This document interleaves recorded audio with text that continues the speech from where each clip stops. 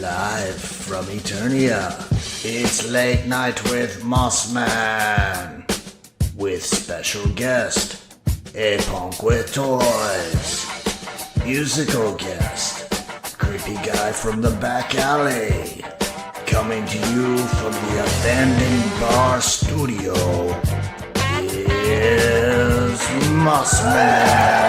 Thank you. Oh, wow. What a crowd tonight. Welcome to Late Night with Mothman.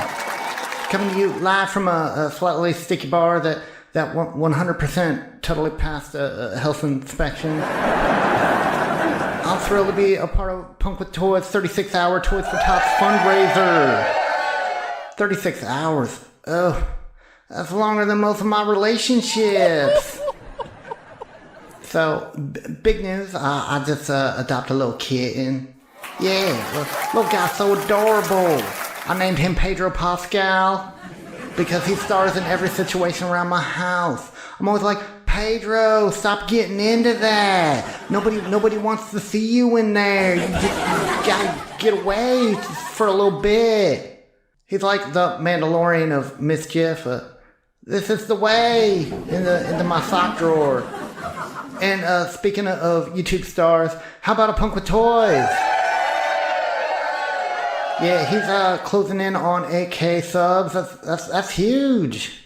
It proves that anybody can build a great channel until you put Mothman clips all over your show. Yeah, it's so bad we probably already lost him 50 subscribers. At this rate, by tomorrow, the only ones that are going to be watching are me and my little kitten, Pedro. And honestly, Pedro don't even want a part of this. But that's okay, because it's not about numbers tonight. It's all about giving back. We're here raising money for toys and spreading joy and proving once and for all that even me and a Punk with Toys can have a little class, even if it's in a bar that smells like regret and spicy barbecue Pringle chips. Alright, well, we've got a great show for you tonight. We have amazing guests like Allison Troy and Toy Connections, Gun Bunny, Clubhouse, and so many more. It's for an incredible cause, guys, so stick around. You can start making donations via super chats or super stickers or message Punk with Toys directly, or you can call this number down here down at the bottom, and we got somebody waiting there to take your donations. So, stick around, guys. This is Late Night with Mothman. Listen. Welcome to Monday Night Tour Ramblings, where I will ramble on for some time today. Probably not a full 3 hours. It's been a rough day for me today and my family. No big deal. Actually, it was a big deal. But anyway.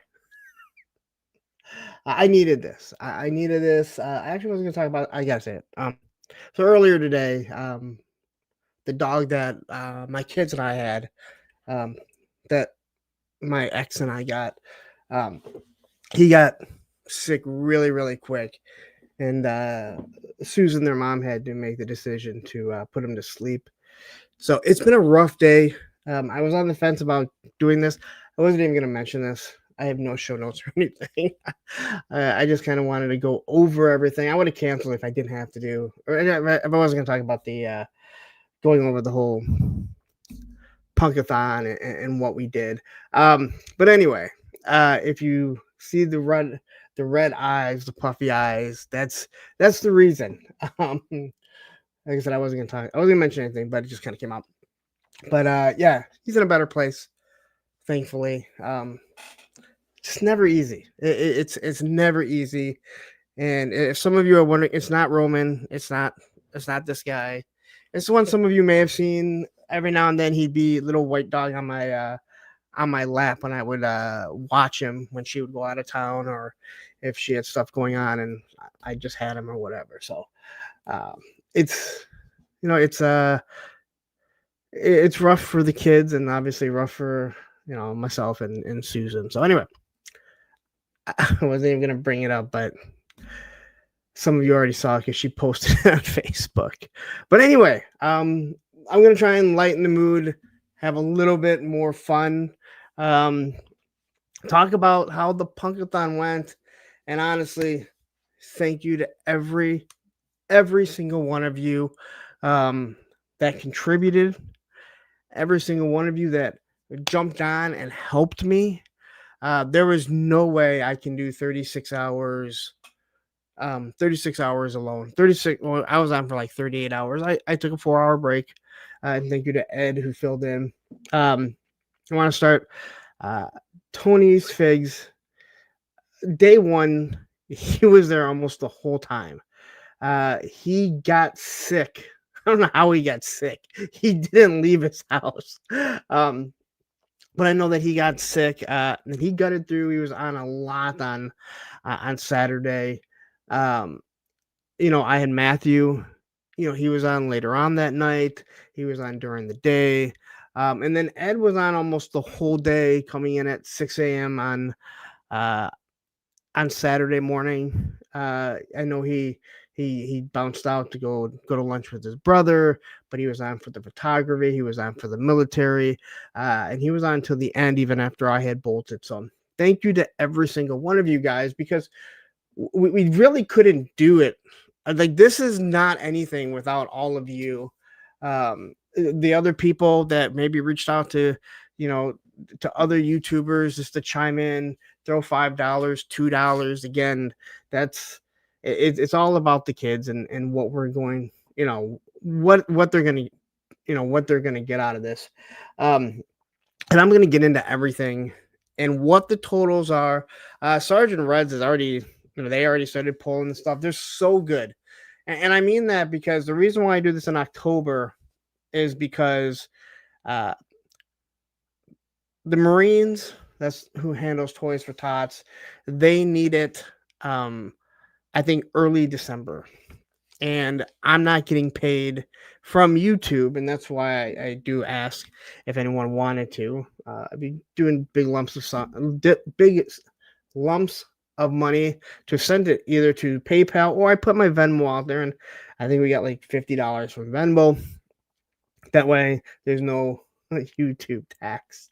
But they already started putting money out there, or putting the toys out there.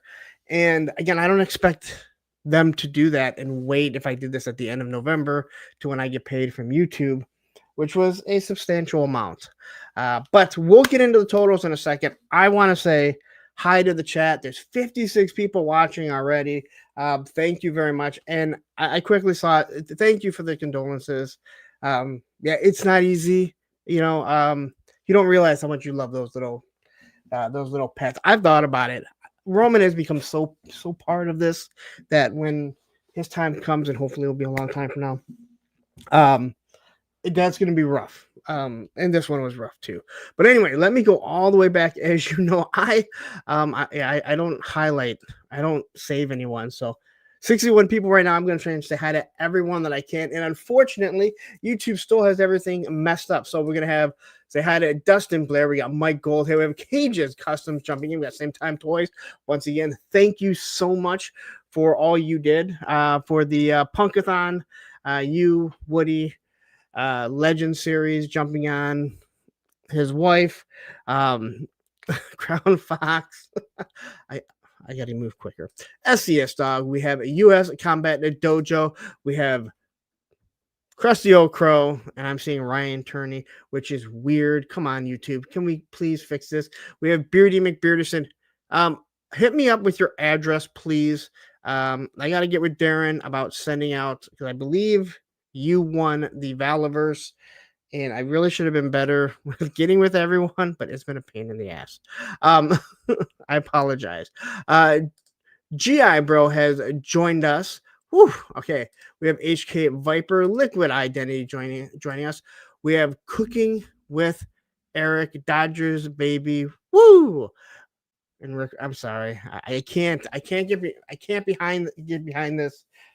The Yankees and Dodgers, they've all ruined baseball with no salary cap. I don't blame the Dodgers. They don't blame the Dodgers or the Yankees for doing it because they allow it, but they shouldn't.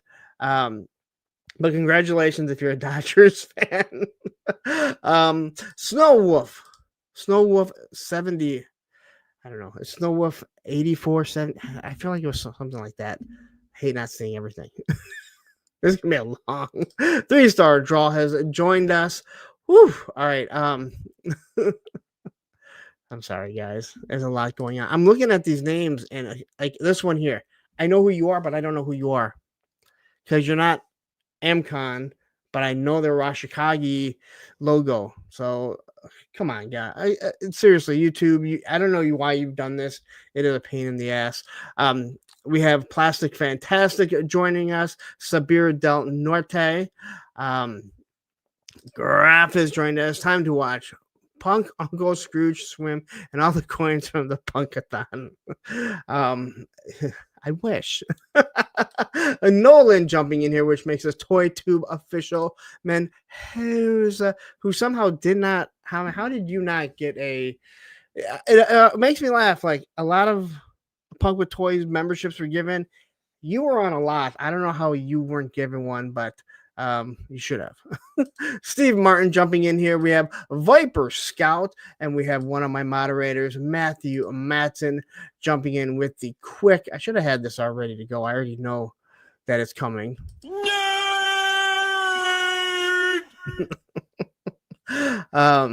Man, this is so difficult. Not seeing real names. Plastic Fantastic is joining us. A lot of Cages Customs. Johnny, I see a lot of yours right here. This is a new one. No, this is, I know this one. Steve Larake. And I know I've seen you before, so thank you. Again, super weird seeing all these. Again, YouTube did this once before, and now we're like back to the same thing. Jay Astro, who joined me, thank you very much. That was awesome.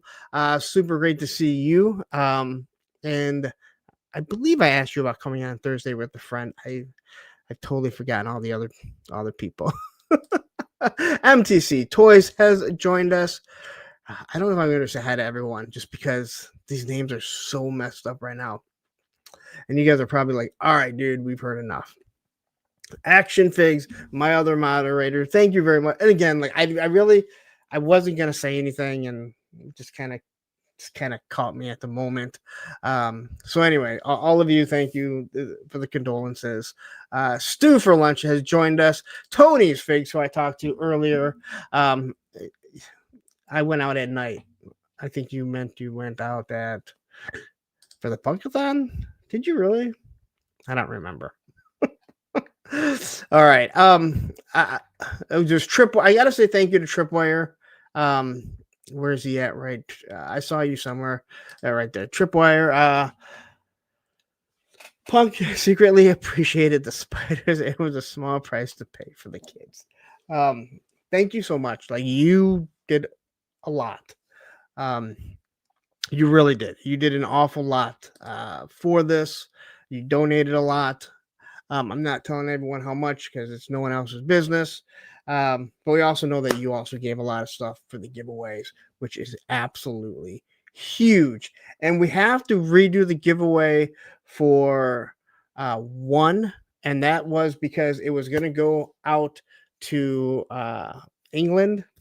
And thankfully, Chris said, hey, you know what? I know the cost of shipping. Please don't ship it. Re-roll it. I had planned on having all of this, but I kind of mentioned everything that's happened. I'm super unprepared right now. Woody 222 is here. Ooh, here's Clint Jorgensen jumping in here. We have Hella Geek jumping in.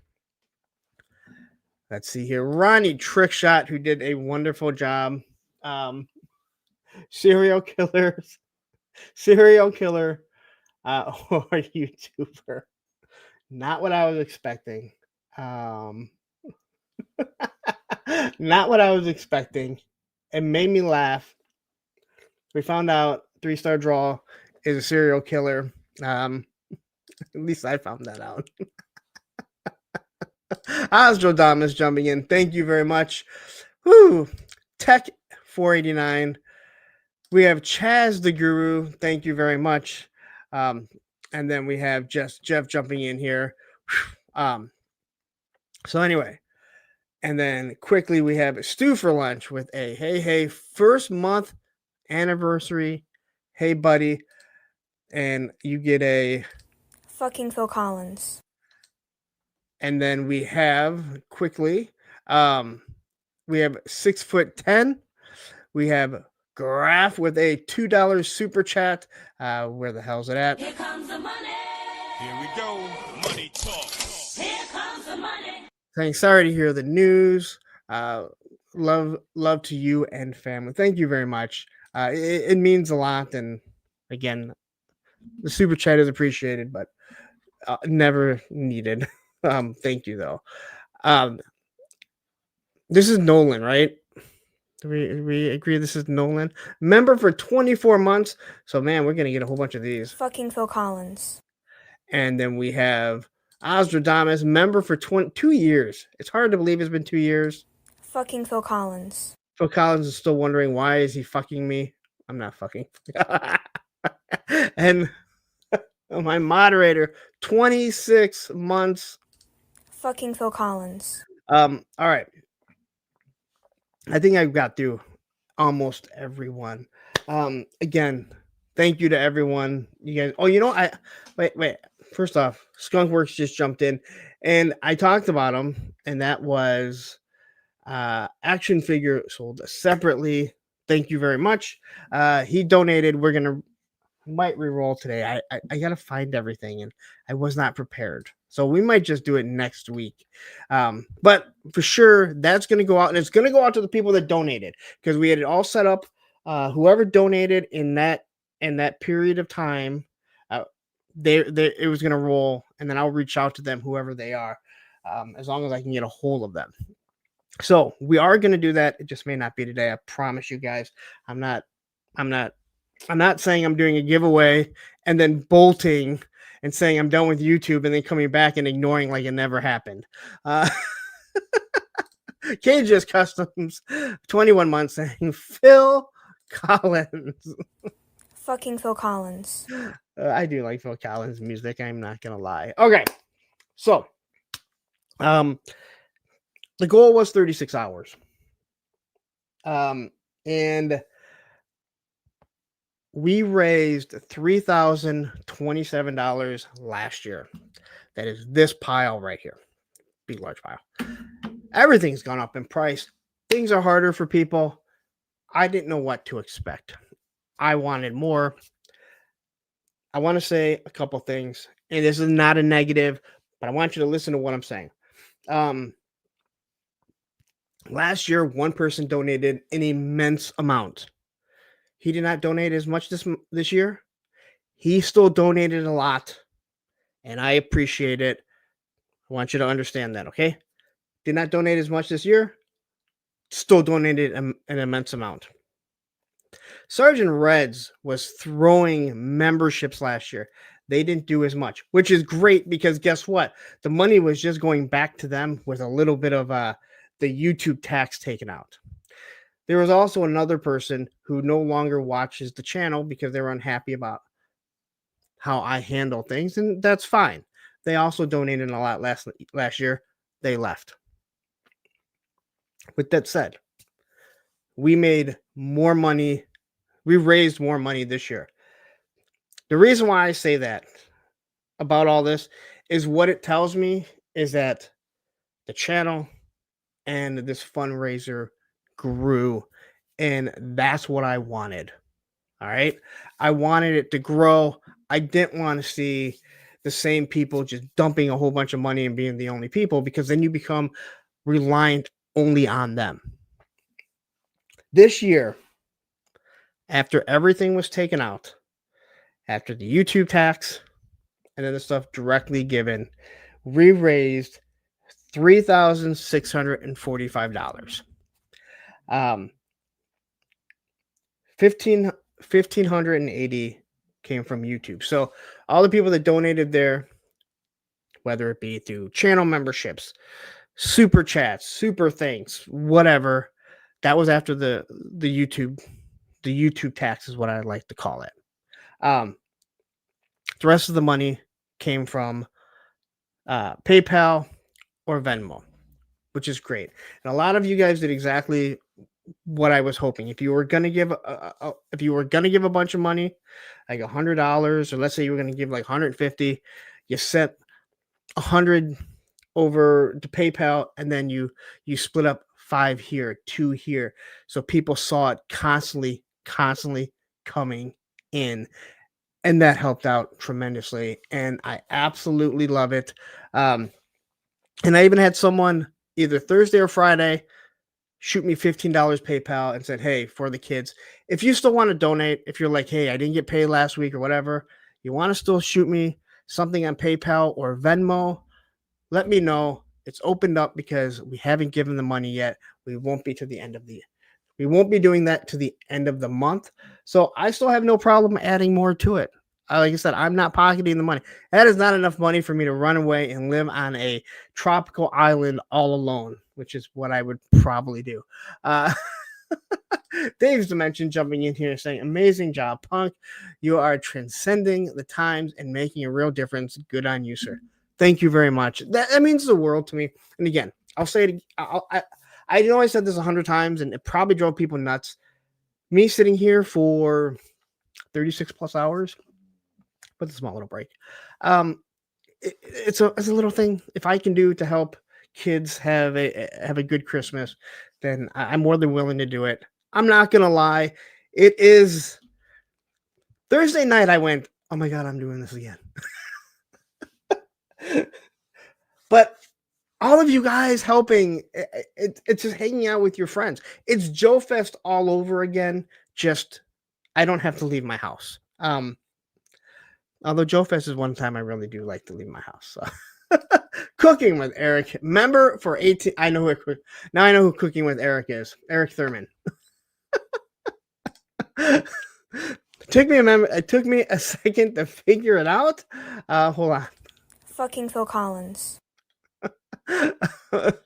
Took me a second to figure it out. It's Eric Thurman. Again, it shouldn't be that hard, right? Oz says, Punk, thank you for organizing this event again. I appreciate the honor of being part of it. Huge shout out to the audience that puts up with Punk for 36 hours, but it helps the kids. Hey, I feel the same way. It's a huge thing. But it's a little minor thing. It's a little minor thing for me to do. So thank you again. I'm gonna go on and on about this. Next year we're gonna do it again. And next year I want to take home 4,000. I'm not taking home 4,000. You guys are gonna help raise 4,000. Action Figure Addict jumping in here. Member for 4 months. Well, let's just get it ready here. Fucking Phil Collins. And because I saw that Tony's Figs was already in. Fucking Phil Collins. And he's a member for 25 months. Woo! All right. So I still have more to talk about. So I was going to do a Punk's Pit this Friday. But our friend, Darren, 3-star draw. He has like 8 other names. He did this thing about Tuco Viper. And he asked me if I wouldn't mind playing the commercial for it, because this Friday he's going to premiere it, and then he's going to do an after dark, after hours. So I said, you know what? I'm going to hold off on doing a Punk's Pit. I'm going to figure out something else to do for all the members, because I need to do something. It's been a couple months now. I've been busy. Everything that is still going on, going to assembly required in 2 weeks. I can't believe I'm finally going to that. But yes, so I'm going to play the first commercial this Friday at 7:30. I need the link. Actually, I should probably find that. But you know what I'm going to do? I'm going to play a Tuco Viper commercial. I'm going to drop a link to, I believe this is a posted premiere. I probably should have had all this set up first, but I didn't, because I'm me. Good evening, and welcome to tonight's Cobra News Now, with Cobra's social media coordinator, Tuco Viper. Good evening, everyone. Welcome back to Cobra News Now. I'm your host, with you as always, Cobra's social media coordinator, Tuco Viper. We have a late breaking story tonight that we have a correspondent on the way to right now. It appears that Destro's Mars Weapons factory has caught on fire and possibly exploded. We don't know exactly what is going on, but as I said, we do have a correspondent on the way now, so hopefully he'll check in with us soon. We'll be able to tell you exactly what is going on over there. Now for our top story. Before that story was a story. Our friend Lawrence over at A Punk with Toys on the YouTubes this weekend, October 24th and 25th, going into the morning of the 26th, in partnership with Sarge and Red's Toy Store, is having the second annual Punkathon. This is a 36-hour stream benefiting Toys for Tots. All proceeds from all of the super chats, super stickers, super everything will be given to Sarge and Reds to help purchase toys for children that might not be having a very good holiday this year, and every little bit counts. Dig deep into them pockets, give some gold, give some gems of that size. So empty out them bank accounts like your Cobra Commander in Fort Knox. Give all you can to help Punk and Sarge and Reds help these children have a better Christmas this year. Last year, Lawrence was able to raise over $3,000 for this cause, and I know this year he would love to top it. So let's see if we can help him out. Links are down below. I can't think of a better reason for Cobra to get behind than helping out some children that could possibly be part of Cobra's army for world domination. Cobra News Now will return after these messages. All right, Ian Sweeney's jumped in. This is like Mudhorn. I remember the logo. War Chest Full of Toys has jumped in here. We also saw Payne's toy samples, and Carol has jumped in. Again, thank you guys for tuning in here. All right. I wrote nothing down. This is awful. I'm so not used to it. Anyway, so there is a link to the Tuco Viper video. Now, if you don't know what the whole Tuco Viper thing was, Darren, he went back to something that he did a long time ago, where he sent a V2 Snake Eyes. I think that's what it was. The V2 Snake Eyes around, and he said this was like 20 years ago. And it went around, and he had people take pictures and send pictures with it. He did the same thing with this Techno Viper named Tuco Viper. And this thing started, like last year. And it's been all over. I know I've gotten it. Krusty Old Crow's gotten it. There is a whole bunch of people that have gotten this. It's even made it made its way all the way to Australia. And now it's back. And I asked Darren, I said, hey, at first I was going to say, hey, do you want to premiere it if you were going to have it done? And I thought, no. This is his thing. This is something he created.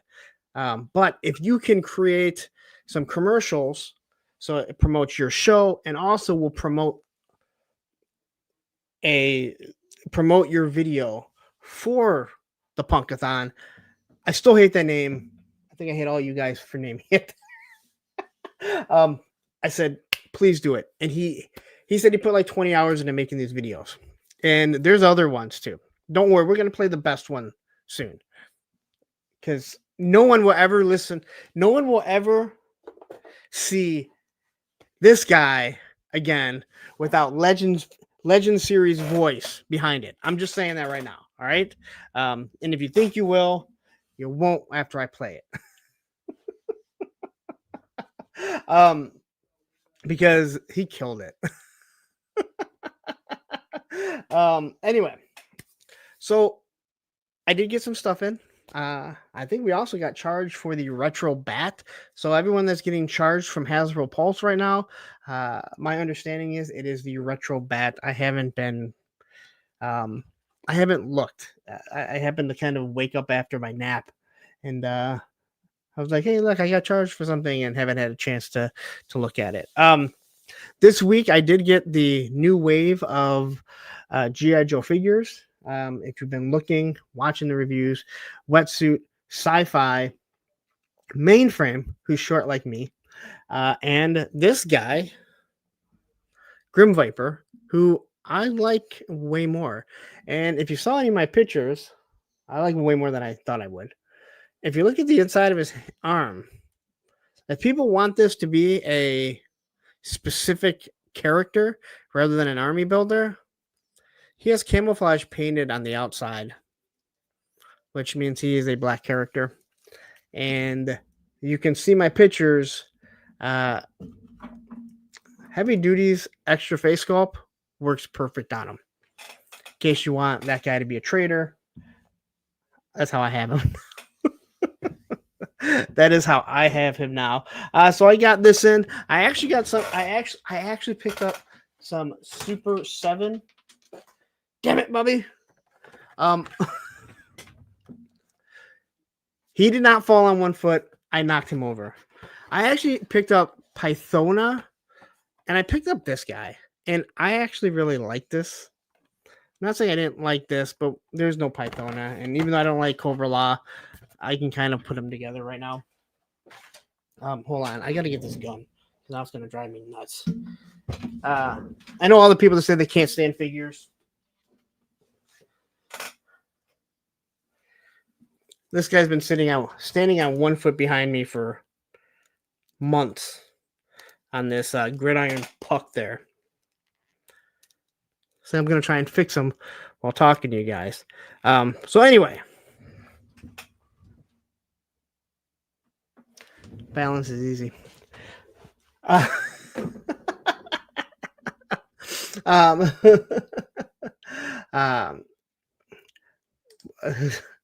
MTC says, unless your heavy duty is half a beard. Hey, just paint it. Just put it in there. So, you missed a little bit of stuff. Who cares, right? A little QC issue never hurt anyone. Now did it? What was I talking about? Oh, yeah. So, yeah, if you want to use that head sculpt, or hell, there's going to be all these. You have the police officers. You have the green shirts coming in. You can use their heads. That's pretty cool, to be honest. Beardy McPherson says, how does Jeremy feel about Grim Viper being black?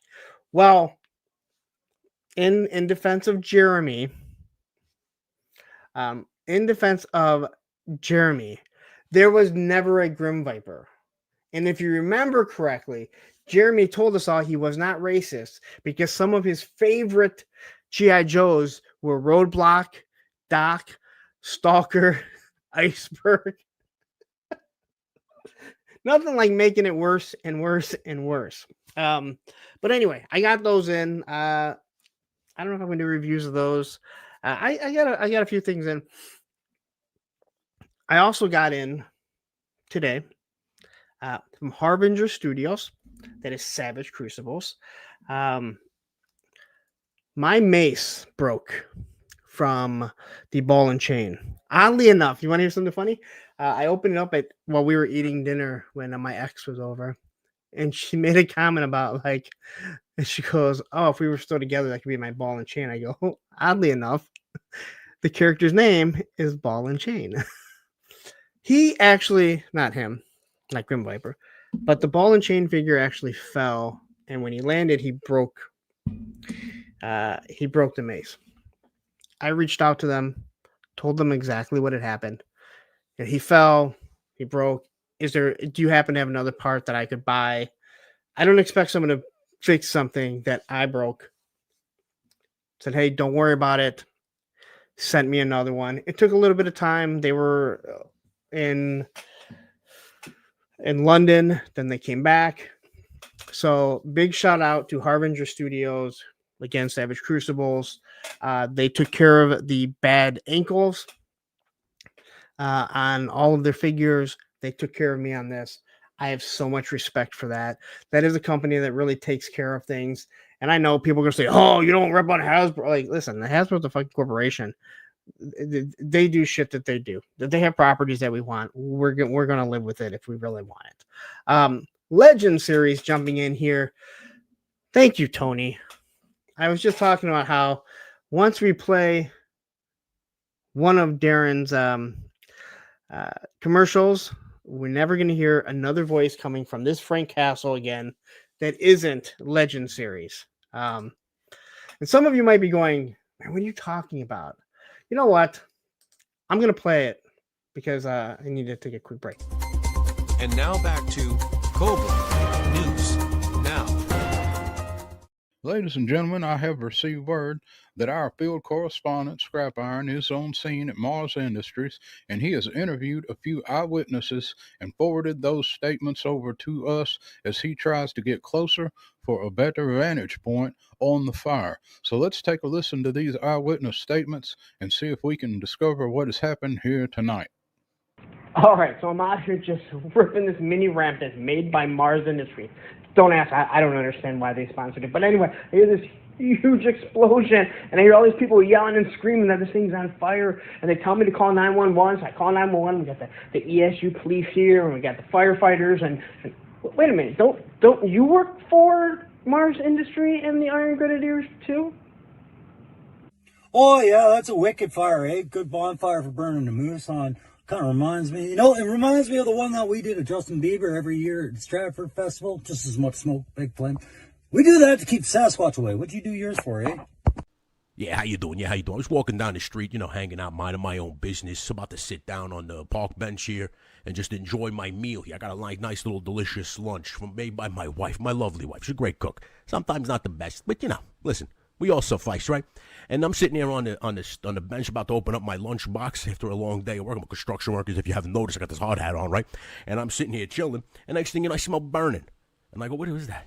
And then the explosion, the loud, boom! I'm like, oh, what the hell was that? What's going on here? It sounded like Aaron Judge cracked a home run. I'm freaking out. I look up, and Mars Industries is on fire. And I'm like, yo, what the hell is this? The building just blew up. It's on fire now. And no one can have any answers. Nobody has any answers. Next thing you know, the fire shows up, the cops show up, nobody knows what's going on, but damn thing's for sure, that building blew up. Now listen, I ain't no conspiracy theorist, but I'll tell you this.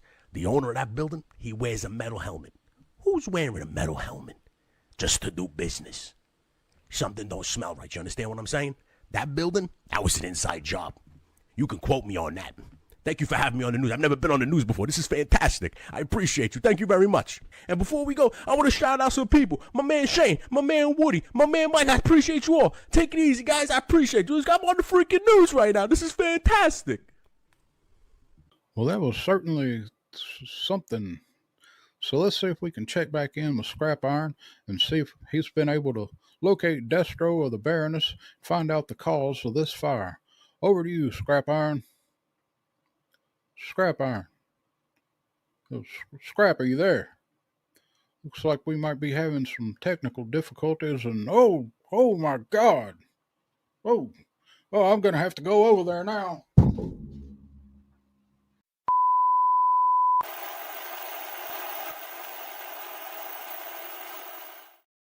All right. Am I synced up? Matthew sent me a message saying I wasn't synced. I just kind of switched the mics and put it back on. So hopefully everything's working now. Or else it's going to be kind of weird. But hey, I don't have to pay attention to myself, so I guess it doesn't really matter. I hear myself. Anyway, a few people jumped in here. We have Tony Tran jumping in here. And we have Crown Fox Production, which as I start to get back into the swing of things, she will be my guest this Thursday at 9 p.m. Eastern Standard Time for a Thursday with a friend. I'm looking forward to it. Really looking forward to it. You got to kind of talk to her a little bit on the Punkathon. Tony always overtalks her. Just kidding. Tony overtalks everyone. So I'm looking forward. Finally, she's going to get everything put on her. She is going to be the sole focus of everything that is happening. All right. So everyone is saying I'm still off. I have an idea. I can play another commercial as I kind of restart. This. 73 people watching. You know what? There's more Tuco Viper because you're like, hey, I need more Tuco Viper. Well, here you go. And now back to Cobra News Now. Earlier today, we received word that Instagram content creator Matthew Matson, alias Mamu's Action Figure Blog, has filed a lawsuit against Hasbro. The lawsuit states that they refused to make ninja action figures with the sword sheaths on the correct side. Late last night, word came in that YouTube's supergroup content creators Circle of Jerks have announced plans to open a chain of bakeries that specialize in cookies. Cobra News Now has been able to obtain a leaked copy of this menu, and these cookies do not sound good. In other social media news, content creator Baldylocks Reviews, himself a member of the aforementioned Circle of Jerks, has hit a new milestone in his career.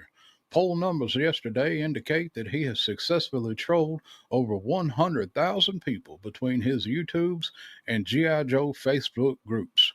Congratulations, Baldylocks. That's all the news. Till we hear back from our field correspondent on the Mars fire, that's all I got. So I guess I can take this opportunity to tell you a little bit about the documentary that I've been putting together over the last year. So over the last year, I've been traveling all over the place, all over the globe, getting to meet not only some of the best YouTube content creators, but also some other fine folks that have always supported Cobra News Now. My time with these folks has been well documented, and we're putting it together in one big video to show everything off. This has been over a year in the making, and once this final check from Extensive Enterprises clears, we'll have this thing finished up and ready to premiere over on our sister network, the 3-Star Draw channel. That's Draw with an L. Looks like we will finally be able to show this video to everyone on Friday, November 7th at 8 p.m. Central. I cannot wait to see you all there to see what I've been up to in the last year and a half. Just don't tell Cobra Commander that I was on the beach and at the casino and at toy conventions and at whiskey places. Matter of fact, let's just wait till the video comes out. Cobra News Now will return after these messages. All right. Hopefully I'm synced up better. I switched from one to the other. If it's still doing it, then I know it's something to do with the mic, and I'll probably have to restart the computer, which isn't going to happen as of right now. Also, quickly, Graf threw up this $2 super chat, and I forgot to give this. I forgot to give this, if I can find it. It's somewhere around here. Yeah, this.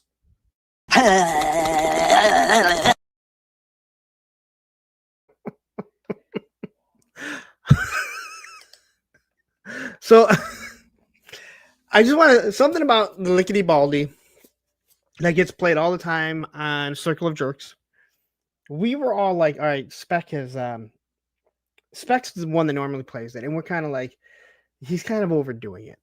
And we hadn't even talked to him about it, but myself, Baldy, and Tony, we're talking about it, and we're just like, he's kind of overdoing it. It's gonna kill it. And then I got it. And holy shit, I couldn't stop. And then I realized this guy, when this guy had the controls, nothing better than a tongue lashing from Baldy. He couldn't stop it. And that's when I realized anyone that has control is not going to they're not going to be able to not do it. I don't know why it's so damn funny. And I didn't like that one at first. Now I like that one even more. And I have a feeling on Circle of Jerks, we're going to see more of them. Anyway, I'm all over the place. I kind of told you guys. So kind of hang in here. This is... someone help me out. Because I can't see. This is Chubulu, but I know it's not him. Anyway, Lickety Baldy is absolutely awesome, and I think it's going to get played after every super chat. So if you're ever like, I'm down, here's 99 cents, play Lickety Baldy, I'll be more than happy to. All right. So I told you this Thursday, Crown Fox production is going to be on. I am looking really forward to talking to her. She agreed with certain things that my daughter was saying when Olivia and I were watching Smoking Joe's, and Olivia's asking questions and then saying, no, it's this, and she was agreeing. So I'm like, you know what? She needs to come on here. She needs to come on for sure. And she was super happy about it, in which I'm super happy to have her on here. Speaking moistly, thank you very much. Thank you very much. And Brick something also jumping in here. The following Thursday, I will be on my way to Assembly Required, also known as Codem, Iowa, in Iowa, for a G.I. Joe convention. So I won't be able to do a live. So I did a recording yesterday with this guy, Mikey from JMK Customs. We talked for 3.5 hours. We recorded for 3.5 hours. We talked for a long, long time. Oh, dude, really? Oh, man, Plastic Battles is going to be there. Sweet. Dude, seriously, awesome. Looking forward to it. I know there's going to be some people that we've known from Joe Fest that'll be there. I'm glad I'm going to get to meet some new people that maybe don't go to Joe Fest, or hell, maybe some people that were at Joe Fest and you just didn't have a chance to talk to because there's so many people there. I don't know if you guys know this, at Joe Fest, I'm kind of a big deal. Right, Ed? So we did a 3.5. I did not expect a 3.5 hour. He's an amazing customizer. He is a guy who's doing through his passion, and he talks about how he got into customizing, how he got back into collecting, and how he actually started getting real work from Fresh Monkey Fiction, Call Sign Logbow, and a few other places. So it's a second job. It's not his profession yet, but his passion of doing this has definitely led to like real money and really doing this. And hopefully one day he'll be able to do it all on his own. So I think you guys are going to enjoy it. If you ask questions and you're wondering, hey, why aren't you responding? Why aren't you answering any of these questions? It's because it's not live. And I do mention that at the beginning. So just so you know. Jumping in here, TMH saying that should be a fun event. I've heard nothing but good stuff about Assembly Required. So I'm really excited to get there. Patrick Stewart's raved about it. Sharlock, literally the day that it was announced, he's like messaging me like, hey, here's the tickets. Hey, are you going to, all right, man, dude, hold on. Let me, you can say whatever you want, but I am taller than Seth Green. I'm noticeably taller than Seth Green. Just remember that. I will say it again. No, even Matthew came in. At least Seth Green has to look up at Lawrence because he's shorter. And I will say it again. We looked it up. It says that he's 5'4". That dude is not 5'4". All right. There is nothing 5'4" about that guy. That's all I have to say on that. But anyway, yeah, so I'm not sure if I'm going to do a Monday show after that, only because I'll be driving in on that Sunday and I have to work all week. So I won't have time to kind of create and do stuff. Kind of like what I was going to do here, but like I said, things got derailed because of everything that happened. So I am looking forward to that.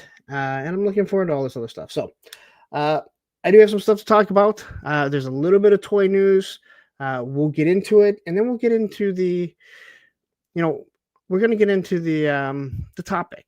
And I've never made a secret about what this channel has done for me in my collecting. That I'm able, as I'm one of the lucky ones. And when I say one of the lucky ones, it doesn't mean that I don't work really hard, and it doesn't mean that all these other people that are doing YouTube that get monetized, that they don't work hard. I've made it clear that at this point, it pretty much, it's how I can collect and buy the things that I do. I break even, do lots of different things, but I decided, and this is the type of weird things that I'll do, is I'll go through and Tony and I was talking to Tony about it, and I was showing him stuff. When I look at like what a video has made, it kind of is like one of those, like, it's one of those things where I look at it and I'm like, well, this figure made $27, so it's paid for itself. But I went through it to see just how much money I've made only off doing the classified reviews. That doesn't mean the ones where I'm talking about like the reviews, or like the top 10 or the breakdown of me rating them, stuff like that. I didn't count any of that, just each review. And I was shocked at how much money I've made from those videos compared to what Action Figure 411 says the retail is. And with Action Figure 411, if you haven't done it, it's actually a pretty good site. Some of those you have to look at the retail and go, all right, this one's not out. Yeah, this one's not out yet. Someone mismarked that one because that one is at $180 retail. It never was. But we're going to get into some of the news, but quickly, because these were done so well, and some of you may have missed it. Here's another Moss Man.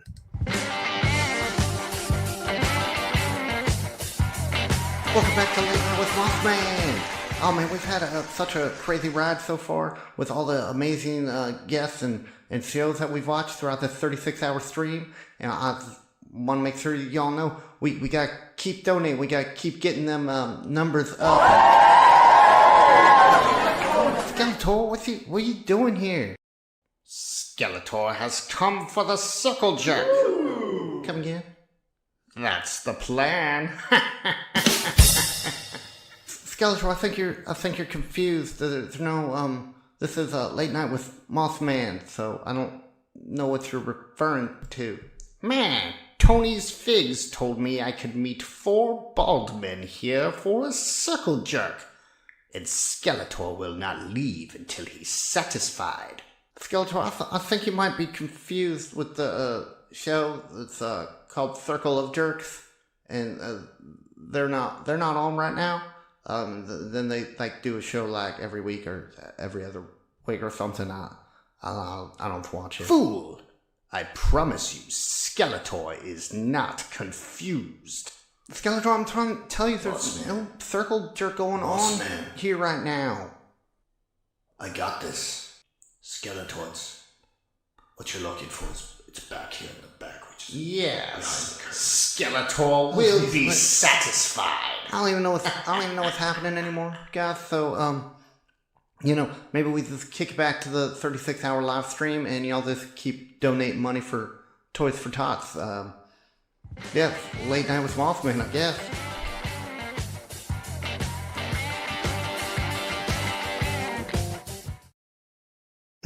All right.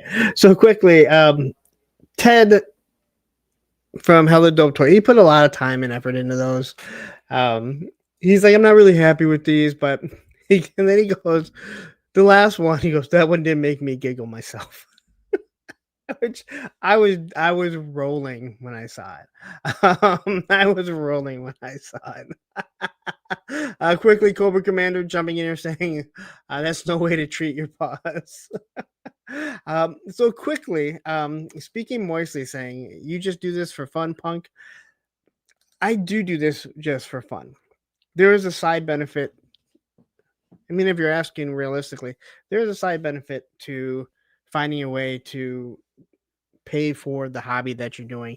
I've said it before, I'm not buying nearly as much stuff as I am if this channel isn't doing, what it is doing. But there's no way that I'm leaving my full-time career, and it is a career, to do YouTube.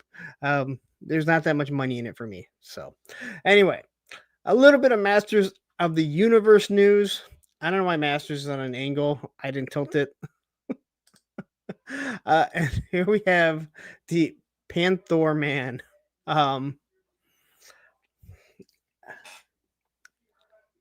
Again, if you like these, awesome. I am so confused on some of them. I'm not going to lie about that. Some of them, I feel like they crammed it together. And wow, my son is really loud. They really crammed that together. So you have this purple Panther, and he's a man, I guess. So good for you if you want it. This one took me a second to figure out, and that was Panthro, because Panthro looks like he has a big trunk. Doesn't it look like he has like a big elephant trunk on him? And then I realized, oh, that's just armor. But he has his nunchucks. And to me, Masters of the Universe and Thundercats go wonderfully together. They were probably, those two different franchises that should have worked together. Sorry, I had to get up for a second. I think we all wanted to see them mix and matched. So I like that. I like it, but some of them I go, what the hell? I'm not really sure what they're doing. This Panthro looks awesome for what he is. And if you want one to go with your Masters of the Universe, man, I'm telling you, it works. We have Great Man, aka Repaint Man. And this is going back to this. This is a great. I mean, if you took Panther Man and you just made him like an army builder, I think he'd be awesome. I think he'd work pretty well. And then we have Lion-O, and I mean, he looks like, I guess, Lion-O. I don't know how excited people are with these. Again, if I was still collecting Masters of the Universe, I'd be all for these. I think these would be awesome. Speaking Moisty says Motu and Thundercats was what all wanted in the 80s. I'll grape you in the face. Cobra Commander says Motu's Thundercats are already at Ross. I picked some up. Yeah, not my Ross. My Ross has nothing. I hate that they even put Rosses in my area because they don't ever have shit. That's the best way to put it. But yeah, again, I agree. Like, as a kid, this would have been perfect. And if I was still collecting this, if this was something I was still into, I'd be all for it. I don't have much McFarlane. A matter of fact, I only have one McFarlane. I have one McFarlane picture. And it's this. No, I know we make a lot of jokes. I know we make a lot of jokes about jokerizing. What the fuck is this?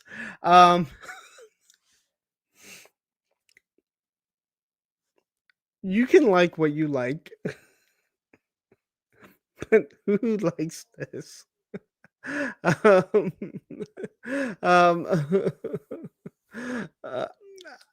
I did. I used to review all the Motu, and that was one of the hardest things to get into. And what I mean by that, like, get into their algorithm. But it ran its course because I like the Origins figures, and I kind of get to the point where I had everything that I really wanted. And then I get into other things. It's the only thing that I really sold off, believe it or not. This is just, I don't know what this is. The face on Batman, I mean, was usually these are just full on repaints. Oh, you can pre-order it now. Thank you. Yes, that's what I don't get.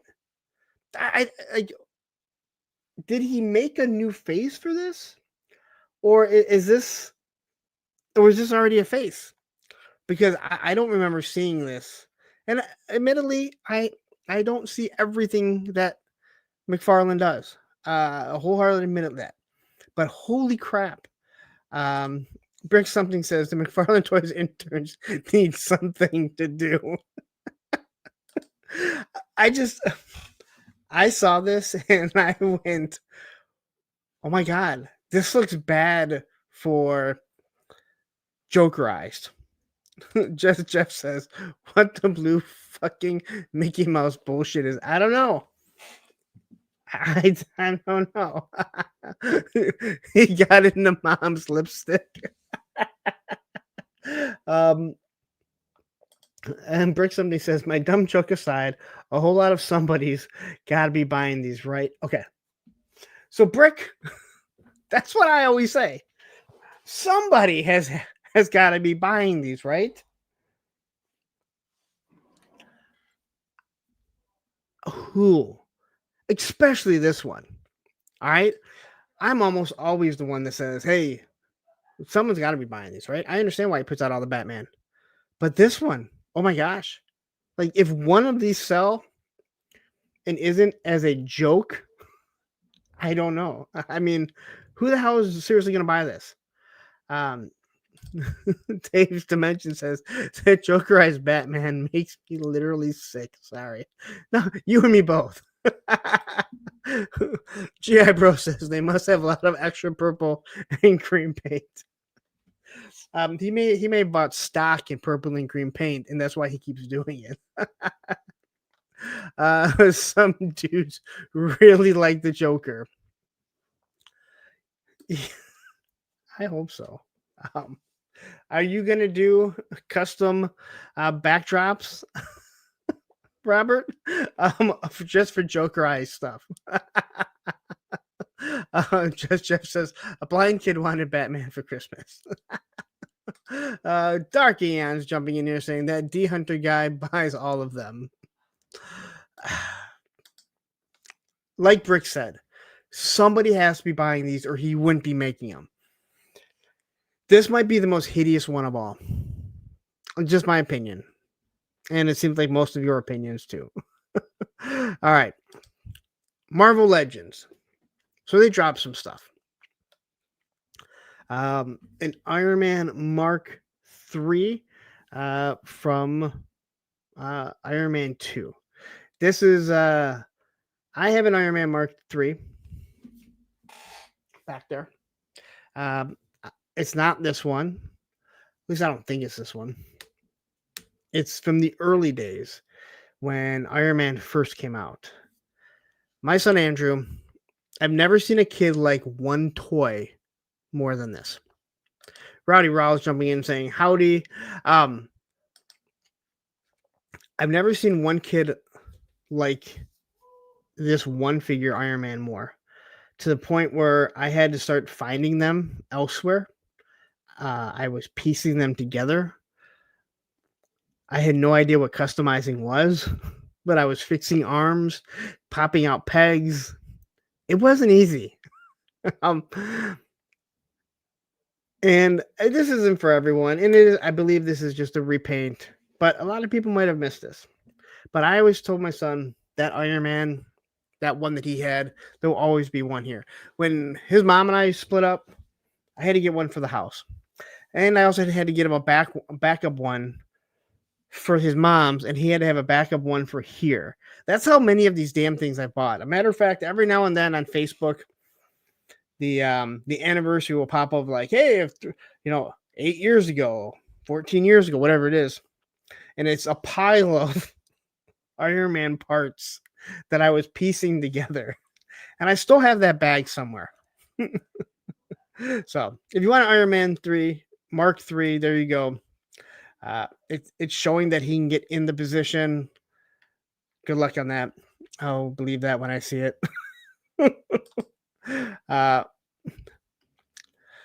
When you order him, you better order the Hasbro flight stands, which I just got three flight stands in today.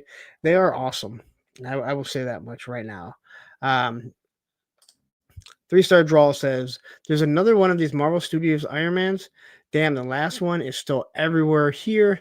No one is buying this thing, and they refuse to clearance it. You know what else they refuse to clearance? Is that Jean Grey Target exclusive. How the hell is that thing not clearance? And I have literally rows of it. And I'm like, when that thing becomes $13, I'm buying it.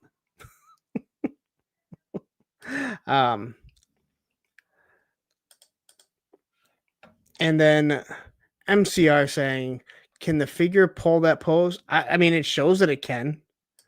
But you can do a lot when you're not worried about breaking the figure. I mean, it's showing that it can. But that, I'll be interested to see if you actually can. And then here's another Emma Frost. And this is another Target exclusive. As you can see, she's crystallizing. It looks like she has the same legs that come on the X-Men 97 one, which is not one that is easy to stand. As a matter of fact, it's a pain in the ass to stand. I haven't even figured out when I finally put her in my display how I'm going to get her to stand without using a stand. I'll probably use sticky tack, and then I'll have to instantly go to confession and confess that I am using stands. Tripwire says they seem to be selling Jean Grey at my local Target. I see they get restocked. Do they get restocked, or do they just sit there? Because I don't see them getting restocked. I see them just sitting there. But I used to say the same thing about He-Man and Skeletor when the Origins first came out. They would be gone, and then they'd be back. So they were getting restocked.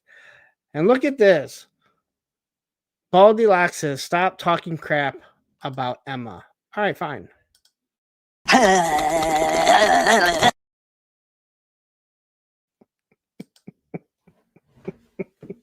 Lickety.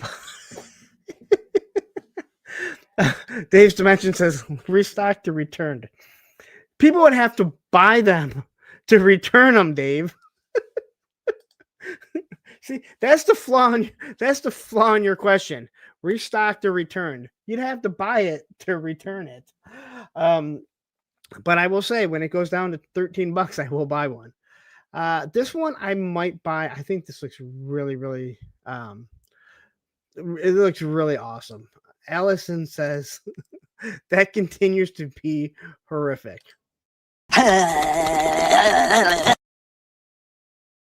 That was for you. No super chat needed there, Allison.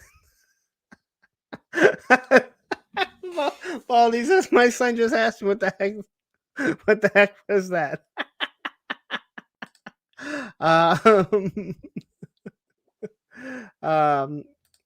And Speaking Moistly says, I got the gamer version of Juggernaut. The only pose I can do without him falling over is him trying to do a huge shit. I don't know, dude. You can get him on one foot and everything. I didn't have a problem with that. I mean, he only poses so much. I will give you that. Anyway, this Emma Frost she looks really good. I do like the crystallization. That cape there. Well, let's just say if you wanted to move her arms up, it's not going to happen. All right. Luckily, she can bend at the elbows because that's the only way you're moving those arms at all. So just be careful there. If you think you're going to get in any type of awesome pose. Oh, and Jeff says the goddamn capes need to not being that. No, this right here needs to be soft goods, not plastic, but it is. But here you go. You get an X book. It looks like an X calendar. The same hands that we've gotten 100 times. And I don't know what the face sculpts are, but they really look awesome. For being translucent. And then here she is with her. I know it's not a calendar, but it looks like a calendar. So, and then we have these things. Hold on. I'll admit I do not know what this is. I know people are interested in it just because they think it looks pretty damn cool. They think it looks different. Awesome. I know it's a character, I believe, in Spider-Man. He has a pink guitar.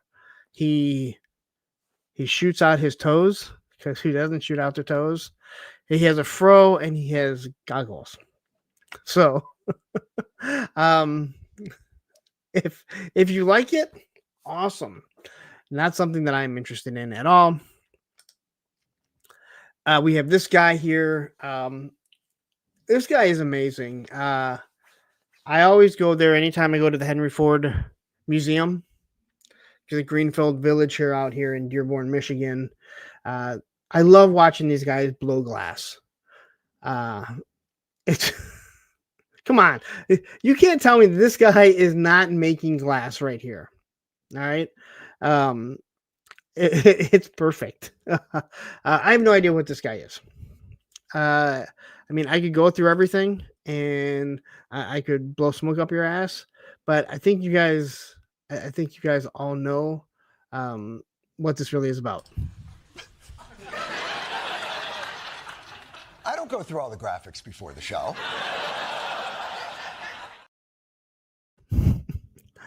I actually did go through it, but I don't know who he is.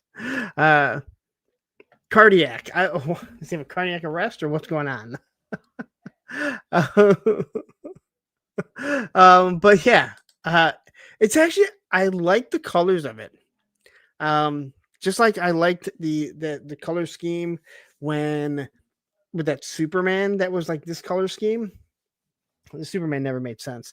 This here is just, I mean, he's this blue and white guy blowing glass.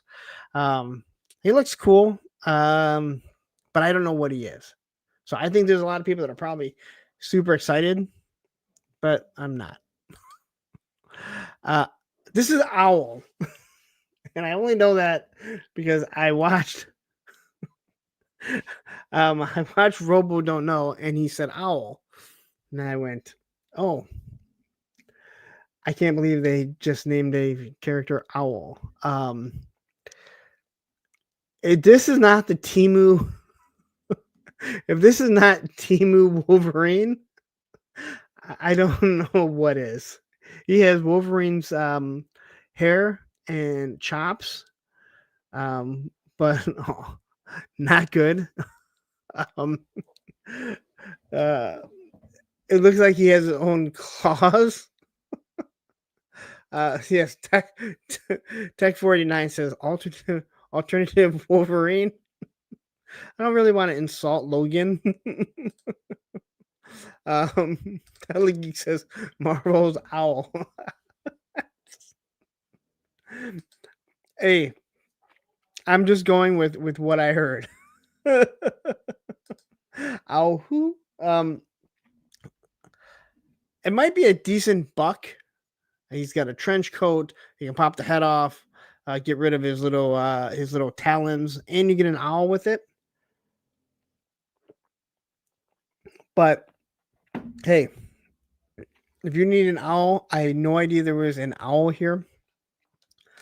Jay Astro says the owl would get along with Raptor. They could Netflix and chill properly. They made Raptor awesome. All right. Now, if they do a retro,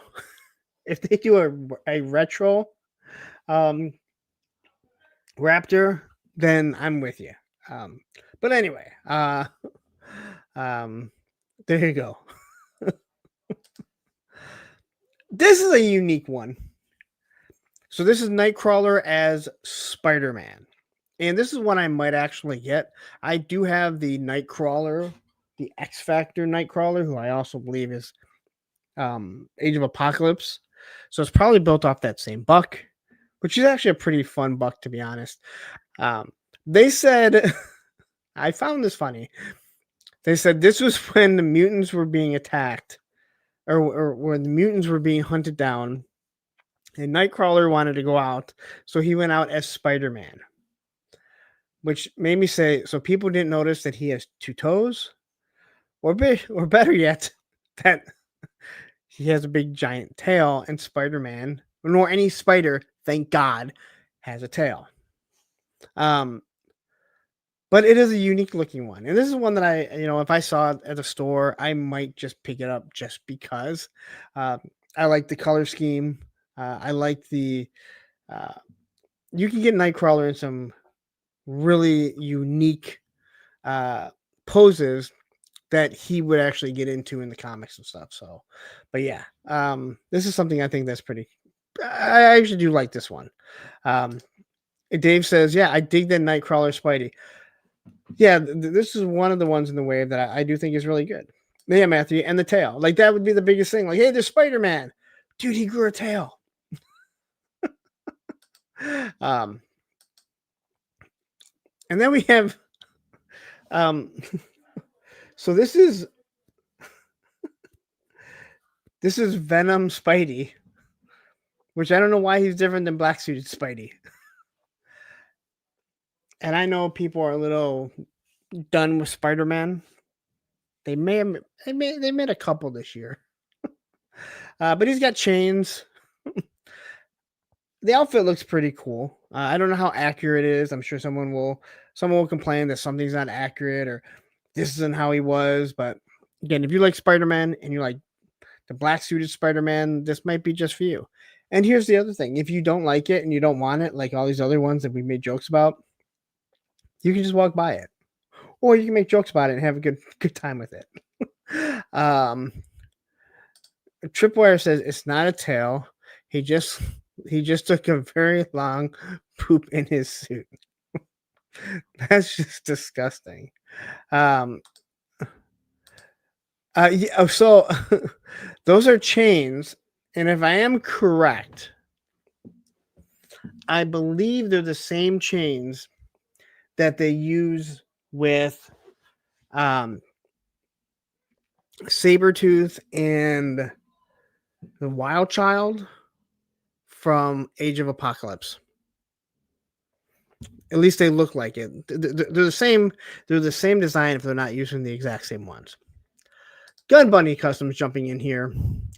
And Dave's dimensions is Black Spidey with chains after Mary Jane divorces. No Paul. Only chain. Renew your vows sequel.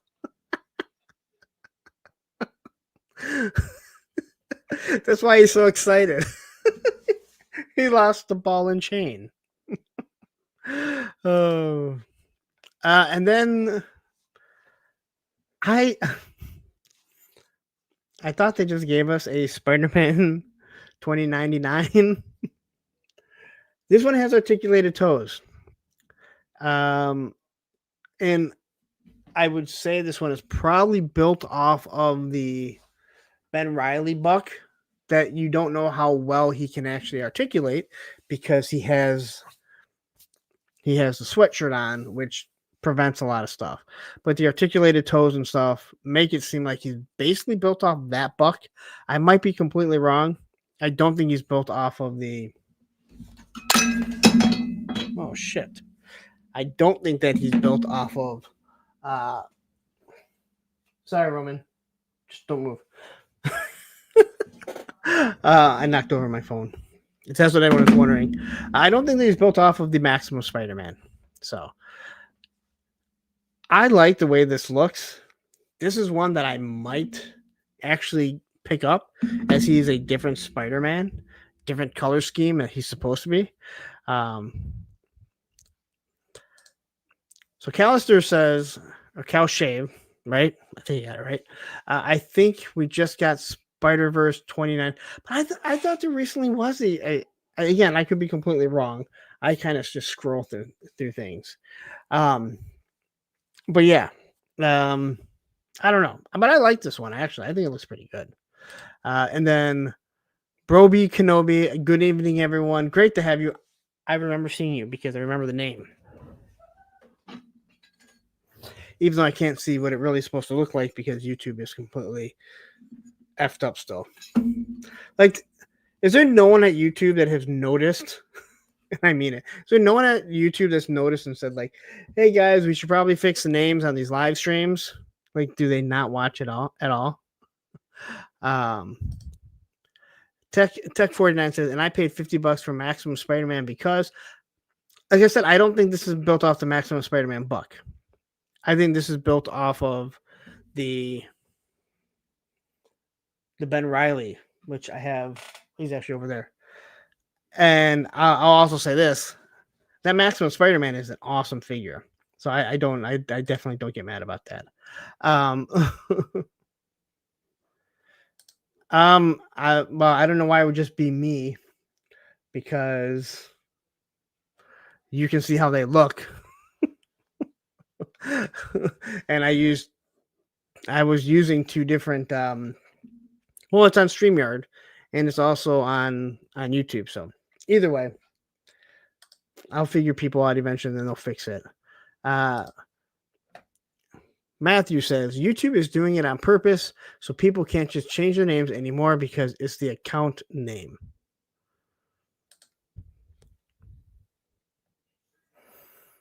Okay, well, that's because you have the same name as at Allison_Troy, right? I mean, that's the only thing that I can assume, right? I don't know. I mean, we never had that at before it. That's what's really weird. So anyway, then we got this Nimrod. I kind of remember Nimrod. It's a unique figure. It's a Sentinel. I remember that. I'm looking at it going, will this work as a another snake armor? Will this work? I don't know. He has pink on him. I don't really care. But I'm also not going to pay like $80 for him. So I don't know how much he is. Unique looking. He has that kind of juggernaut helmet. Warcha says, Nimrod looks awesome, but no articulation. Yeah, that's something that they, again, definitely need to fix. And they could, too. Dave said, who you calling Nimrod? I'm a human. I can do it. But there's something about this figure that I just can't. I don't know. He looks like something, and I can't put my finger on it. You can see this big blast coming out, which is actually pretty cool. They're actually doing some new blast effects, it looks like. But there's something about this, and I can't put my finger on what Nimrod looks like. Oh, it's Crasher from the Cobots. It's got the pink face. I mean, please, I couldn't stop seeing it. I couldn't stop seeing it. And the pink also doesn't help on the face. But yeah, I was like, good Lord, that looks just like it.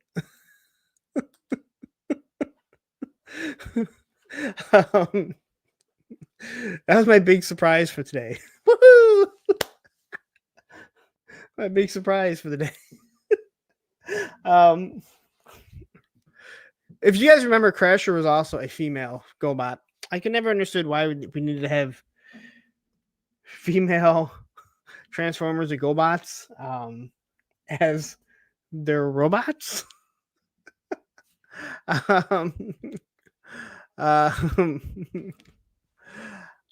Matthew says Crash looked like it has a limp wrist.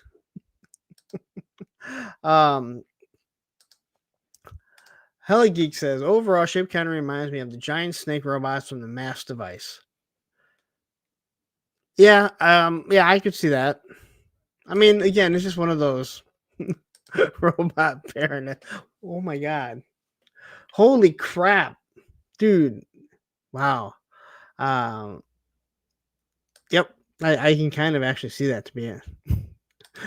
Nimrod looks non-binary from Jason Guerrera. All right. Fresh Monkey Fiction.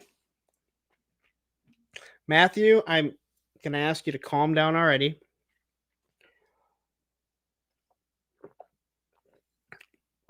Ed, you now have power to mute Matthew if he goes off on a tirade against the Foosh.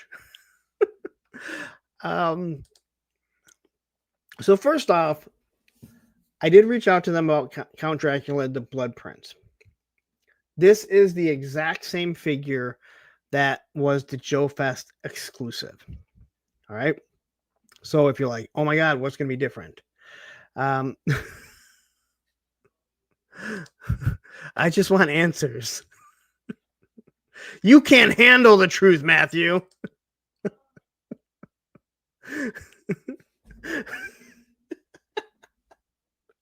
Damn it, I need that now.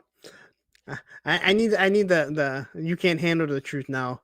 So when Matthew loses his shit on the Foosh. Action Joe Figs jumping in here saying good evening. So anyway, this is the same as the Joe Fest exclusive. He did say you only get one portrait though, because there is the open face. He is boxed, so if you are someone with problems like this guy here, and you follow the numbers and you want them in the box, or you just want the boxes, you're gonna have to get it. So this won't be bagged. So exact same figure from Joe Fest. The only difference is you get the skeleton arm that pegs into the blood stand, which is pretty cool. I don't know if it is going to justify someone spending an extra $40 on this figure. I ordered it. Now I always have time to cancel it. I do think, in all honesty, the Blood Prince Dracula is really cool.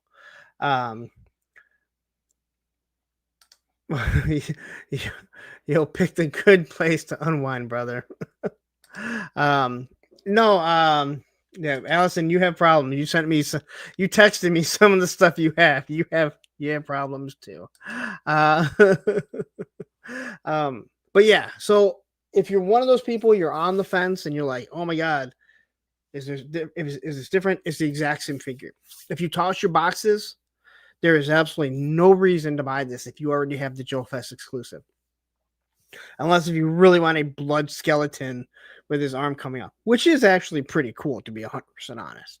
Okay. So these are Foosh skeletons. You can see the Foosh right there. All right. If you want to know what's up with the Foosh, Matthew Matson is now taking calls. He will explain everything to you on why he doesn't like the Foosh, and he has legit reasons of what his problem was. But Big Bad Workshop and Fresh Monkey Fiction and I guess BBTS, they have teamed up with them to use. Now, whether they're producing them or they bought the molds from them, I don't really know. But these are Foosh skeletons. And from what I understand, these are actually pretty good skeletons. Also, they did confirm that the shield is from another line too. I believe the is it the Jesus line? I know I said the Jesus line, but is that what it is? So these skeletons have M16s, because who doesn't want a skeleton with an M16 chasing you? Nimrod is biblical. Was the king that started the Tower of Babel. If you believe that crap, Nimrod was the grandson of Noah. Yeah, this is the biblical. I know you're talking about Nimrod, but yeah. There is no Foosh guy. Cobra Commander. Who is the Foosh guy? Are you talking about Robo? Don't know, because Robo and who's the other guy? They left the Foosh. We all thought that Robo was like the owner of the Foosh, and we believe that he left because of all the stuff that was happening. So, but here you go. If you're interested in some skeletons with M16s, swords, and shields, you can get them. Now, Cal Shave here says $70 for 2 skeletons seems a bit high to me. I mean, $35 each with some weapons. Now, I can tell you right now, if Cage's Customs is still here, that is the Gridiron M16 right there. That he sits with my custom grunt from Johnny Reno. I don't know. I mean, do you guys think that $70 for 2 skeletons is crazy? I mean, they're giving you a bunch of hands, different skeleton, different heads, 2 M16s, a bunch of swords, shields. I think it's right on par of what things are selling for. So, 3-star says that skeleton needs an M16 so he can be Ben from House. Well, we have lots of M60, so. And oh my God, dude, I seen House.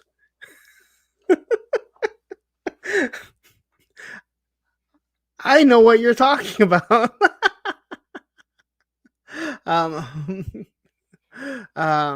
anyway.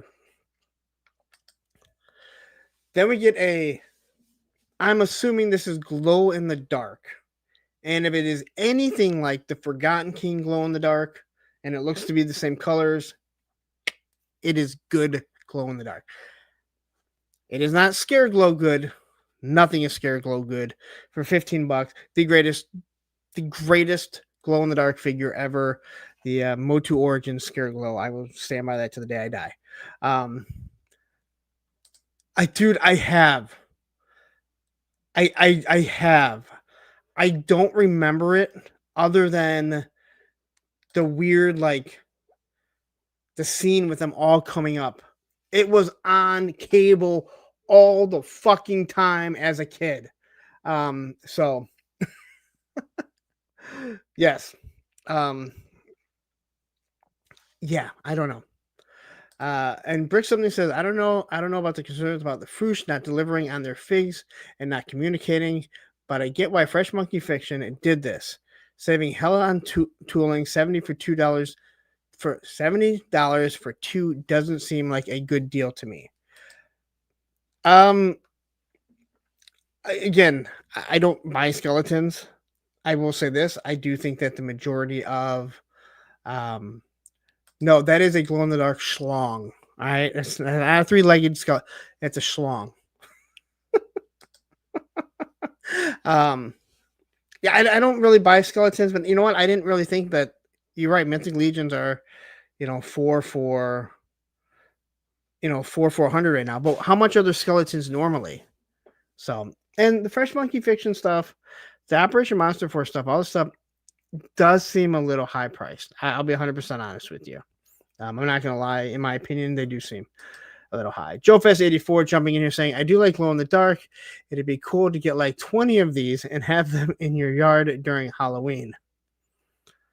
Because they don't glow in the dark that good.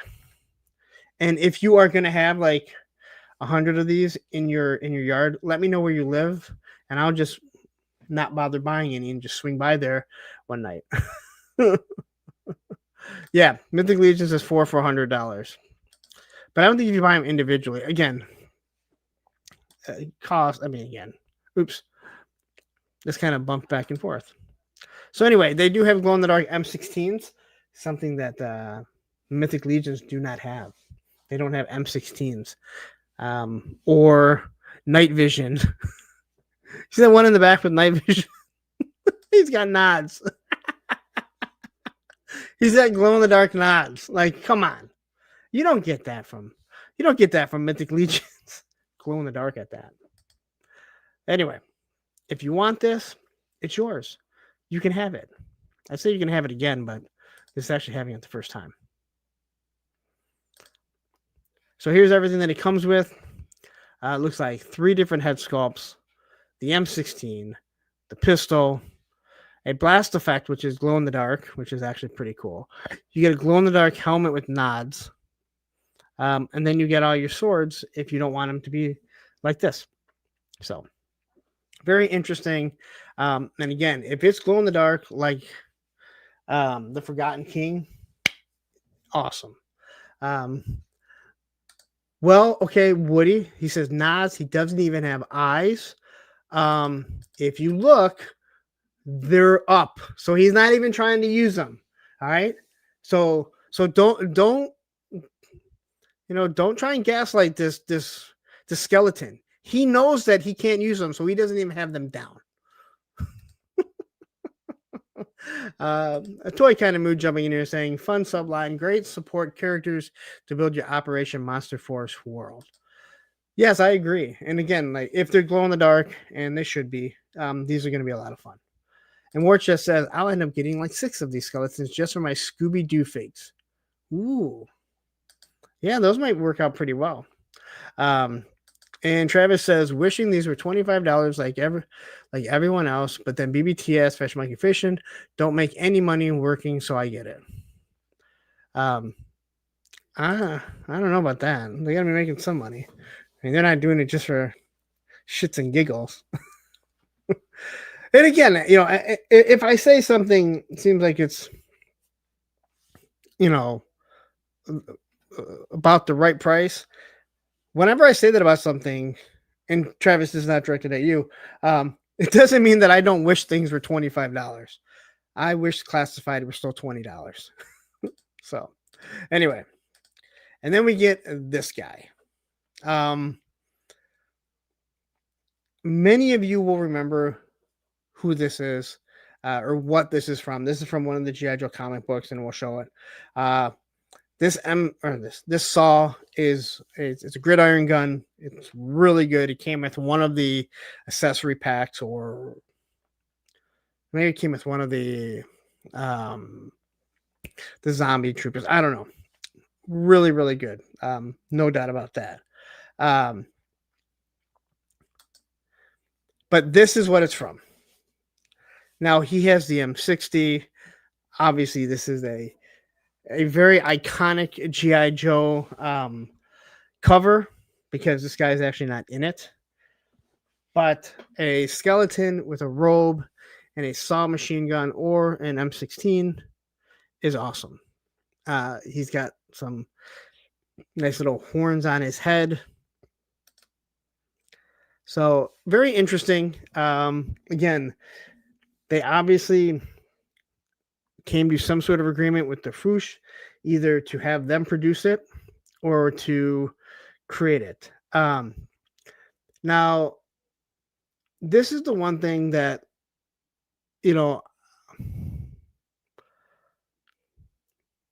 I lost my train of thought. Totally lost my train of thought. So I'm not even going to say anything. But if you want these guys, you can have it. It's been a long ass day.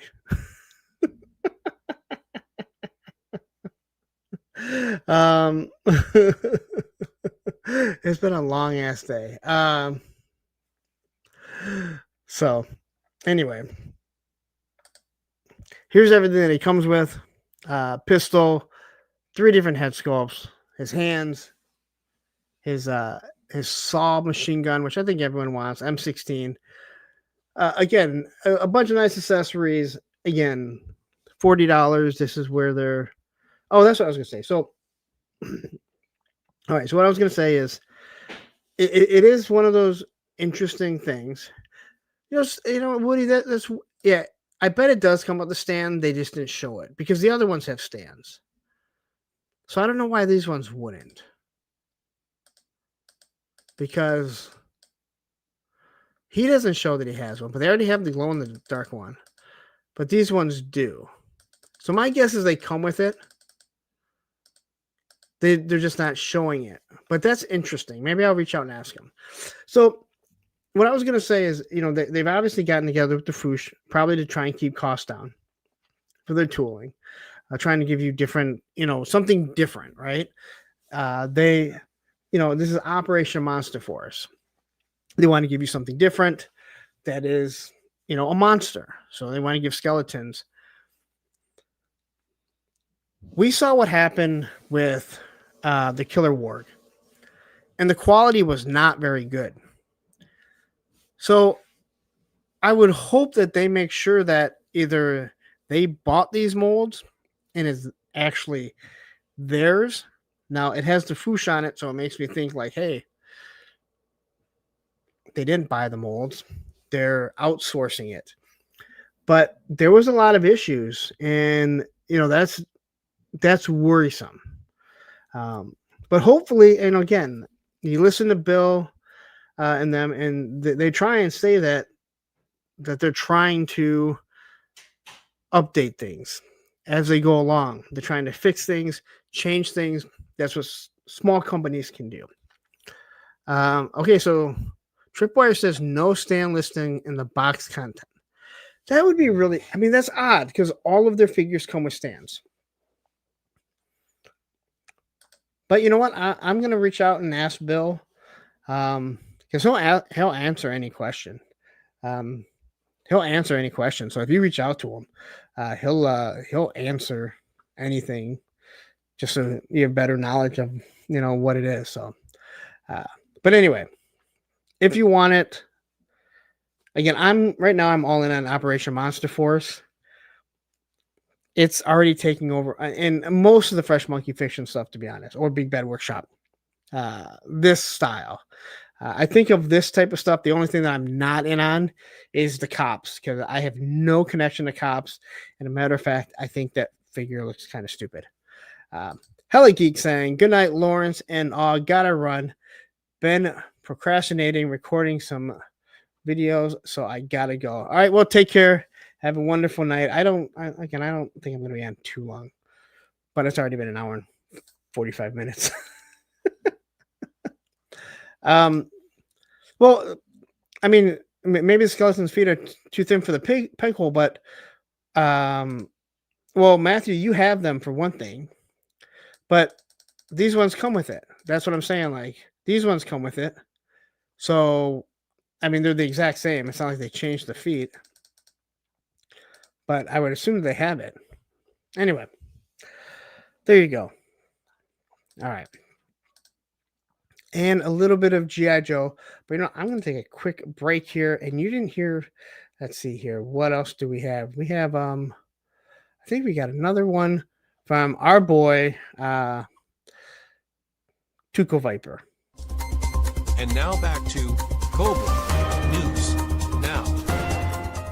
Earlier today, we received word that Instagram content creator Matthew Matson, alias Mamu's Action Figure Blog, has filed a lawsuit against Hasbro. The lawsuit states that they refused to make ninja action figures with the sword sheaths on the correct side.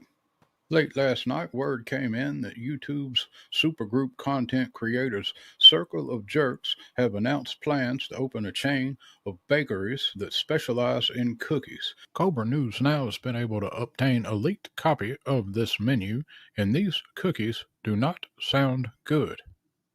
In other social media news, content creator Baldylocks Reviews, himself a member of the aforementioned Circle of Jerks, has hit a new milestone in his career. Poll numbers yesterday indicate that he has successfully trolled over 100,000 people between his YouTubes and G.I. Joe Facebook groups. Congratulations, Baldylocks. That's all the news. Till we hear back from our field correspondent on the Mars fire, that's all I got. So I guess I can take this opportunity to tell you a little bit about the documentary that I've been putting together over the last year. So over the last year, I've been traveling all over the place, all over the globe, getting to meet not only some of the best YouTube content creators, but also some other fine folks that have always supported Cobra News Now. My time with these folks has been well documented, and we're putting it together in one big video to show everything off. This has been over a year in the making, and once this final check from Extensive Enterprises clears, we'll have this thing finished up and ready to premiere over on our sister network, the 3-Star Draw channel. That's Draw with an L. Looks like we will finally be able to show this video to everyone on Friday, November 7th at 8 p.m. Central. I cannot wait to see you all there to see what I've been up to in the last year and a half. Just don't tell Cobra Commander that I was on the beach and at the casino and at toy conventions and at whiskey places. Matter of fact, let's just wait till the video comes out. Cobra News Now will return after these messages. Yeah, you don't have to tell Cobra Commander that he was at Joe Fest, because 3-Star didn't tell us that he was at fucking Joe Fest. Anyway, I'm just saying. All right, and Hella Geek, the only G.I. Joe that I have is the Haya. I don't have any other news to really discuss on that. Evil Dookie jumping in here, so. But they did drop a Crimson, the Crimson Viper. If you don't know if you don't know about Haya toys, these are 4.1 inch figures, so they're a little bit taller than the modern 4-inch figures. I only have one. They're not the greatest of quality. They're also not awful. I think the G.I. Joes that they've made that don't have face sculpts, but they have masks, look pretty good. They're face sculpts, even though all they have to do is take the ones that they made for Classified. That's all they're doing. And create. So, but if you are interested in this, pick them up. They're kind of pricey because they can't be sold in the U.S. I don't know why Haya Distribution can't.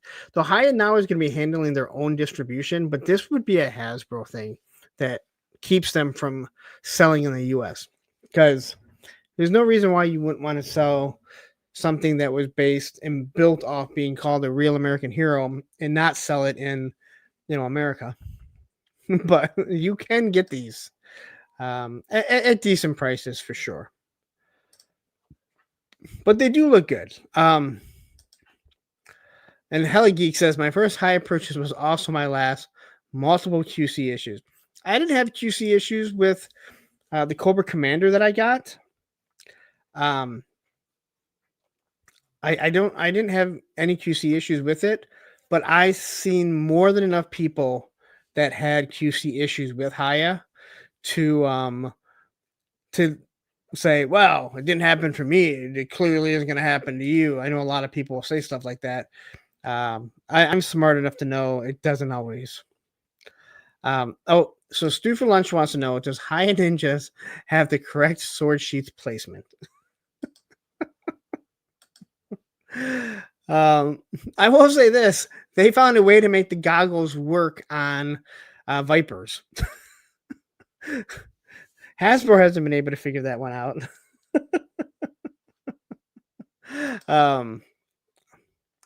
Well, that's not true. There is a Storm Shadow Haya, so there is a ninja.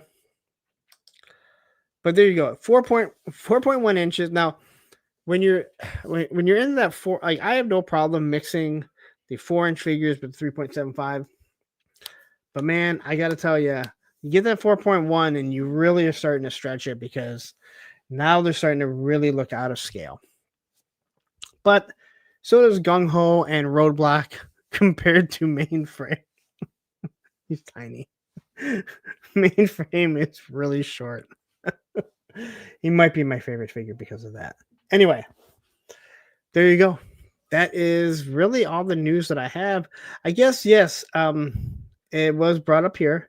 Yeah, so there are figures going on pre-order tomorrow, and that would be Zap, the female Crimson Guard, and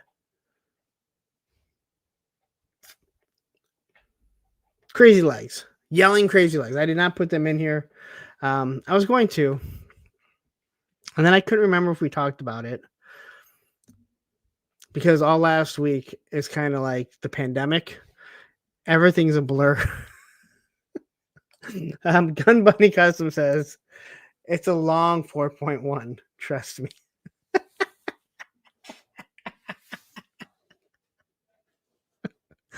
Oh, that makes me laugh. But you know what? It's been so long. I mean, it really had. That's what she said.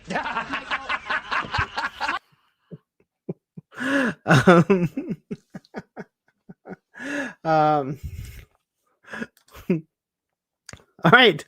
Gotta walk my black lab greyhound mix for a walk. Have a good night. Gotta take my. Thank you for clarifying exactly what type of dog you have. Yeah, so I think we all know what figures these are. I couldn't remember if I talked about them or not. So they did do Circle of Jerks. I think we talked about it on there. I think Zap looks really good. I said I think that Zap should have come with a broken thumb. Like they should have an alternate hand that's just a broken thumb. So that bazooka, the real bazooka, for Zap, snapped so many thumbs. The fact that there's any Zaps, especially straight arms, that still exist is shocking. Quickly, Cal Shave says CMD store is shipping Steeler and Short Fuse. Retro Bat is shipping from Paws. Well, Steeler and Short Fuse will ship by the end of the week anyway, if you ordered from Target. I'm not paying that crazy tariff. And I do not blame the CMD store. They do a great job. Anytime I've ordered from them, nothing's been on them. But by the time people order those, unless you're in Canada, you're going to be paying some crazy import tax. And you'll probably get it about the same time if you ordered it from Target. And you would have saved some money. Brick somebody says, I was a victim of thumb busting bazooka phenomenon. Sam was my first Joe as a kid. Yeah, so they should have just come with code name Broken Thumb. And then No Jin jumping in here saying, hi all. Yeah, so I think Zap looks awesome. They gave him the mustache, which is what the file or what the artwork originally had. I know Tony likes him because he's Mexicano. Tony also said he's going to make him whiter so he can be more like himself as a Mexicano. Sounds weird and all, but there have been people that have complained about the bazooka. The only complaint I might have is Zap's backpack looks gigantic, and maybe it's just the render that they have up there, but most of like the Haya guns are huge, or their swords are huge. That's kind of like what the figure that's kind of what I'm getting from that. I think the female Crimson Guard is awesome. I love the Crimson Guard. You can give me a black Crimson Guard. You can give me the Twilight Guard. Obviously, the actual Crimson Guard. It only makes sense to have a female, and it works because now you have different sizes, different heights in your collection. And I'd rather have a female that's a different height rather than use Mainframe's buck to make a shorter Crimson Guard. So I think she looks awesome. I wish they would have given a smaller like a smaller rifle, only because that rifle is actually kind of big and it's probably not going to fit. Now, again, I have so many weapons, it doesn't matter, and I get more weapons all the time, so I'm not overly concerned about it, and it may look better when we get it in hand. Then we get the Crazy Legs. I always liked Crazy Legs. I hated the fact that you could never put his legs together because of the way the parachute went around. The Screaming Head is a screaming problem. I have no problem with them doing Screaming Heads or anyone. But if you ever do a Screaming Head, and I believe I heard Robo say the same thing, and I've heard other people say it, so it's not like I'm on the forefront of this. You do a Screaming Head, you have to give them an alternate head. And I know a lot of people said, hey, well, what if you can just use the one from, the HasLab. Well, then I have a Screaming Night Force one. Either way, end up with a Screaming Head. Screaming Heads are great for specific dioramas or photo shoots. But all in all, I'm not giving you a 49. You're yelling at me. All right? You're the last person I'm giving a gun to because you are yelling at me. Tech 49 says never had Screaming Head. Allison says I did a Screaming Head once. We broke up not long after. I can believe that. If mainframe is shorter than Zorana, it's not going to work at all. Hey. Short guys can date taller girls. I'm just saying. I may know from experience. But it is, I don't understand. They already had the head. We saw what they did with the Televiper. They didn't have a problem putting extra heads in there. But yeah, this is one of those, they should not have just done that. And I doubt that they're going to add it. Now, we are going to have a whole bunch of, green shirts, or maybe you can use the police officers. Once you put his helmet on, if you put the goggles down, you're probably not going to notice who the actual face sculpt is. But in my opinion, they should, because you already have it. But you're going to give something different because you want people to buy this too. So, yes. Short King mainframe. He's a really good figure too. Evo Dookie says, Punk, you have to put mainframe next to Big Lob when you get them in your review. All right. Remind me in case if I forget, because there's a good chance that I'll forget that before the end of the stream. I don't forget like Tony. But man, do I forget shit. All right. Yeah, so those are going up tomorrow. Now someone asked about the Arctic Hiss. I do not believe the Arctic Hiss is going up. Though we all could be wrong. They said later on in the year. It would be dumb. It would be absolutely stupid to put the Arctic Hiss up right now, considering. Well, I take that back. That's right. I'm thinking HasLab. You don't get charged till it ships. So no, I take that back. Go back. Like Ace Ventura, where he goes backward.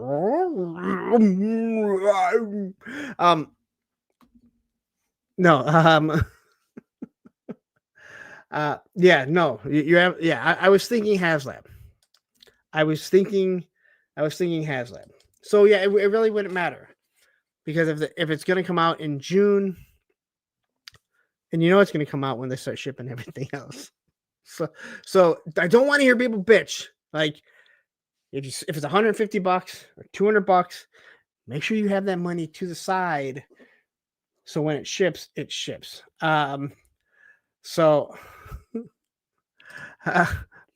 Allison says, I would rather watch the disturbing Baldy tongue commercial than hear you do that noise again.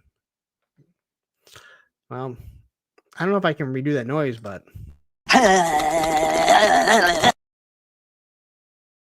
I can do that for you. Would you rather have that or Screaming Head? I'm just asking. Did you ever? And come on, you guys all saw Ace Ventura, right? That's what he does. It does look weird because I have the screen going on here, so I can see myself do it.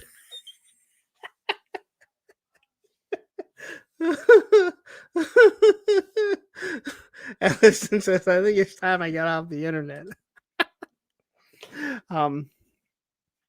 I have no idea what I was talking about. Oh yeah. I was thinking HasLab where you would get charged right at Christmas. So yeah, it doesn't matter, but I don't think they have it ready.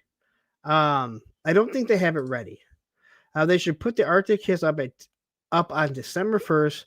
Let everyone order the Arctic Kiss for Christmas. It ain't gonna be ready though. They should probably have it start. They should probably do the Arctic Kiss. Maybe drop it on, the day winter starts. But yeah, but the internet is my friend. You know what? Tripwire, I hope it fucking creeps the shit out of you when I do that. Because you deserve all the fucking horror that can possibly come to you for that stupid spider stunt. All right? I'm just saying. All right. So, that's really all the news. But we did have a topic, and that was to talk about just how much money have I made on YouTube. But we're gonna do something different in a second. But I'm gonna play another commercial because I gotta kind of prepare what I was gonna do because I'm so not prepared. I know, shocker, right?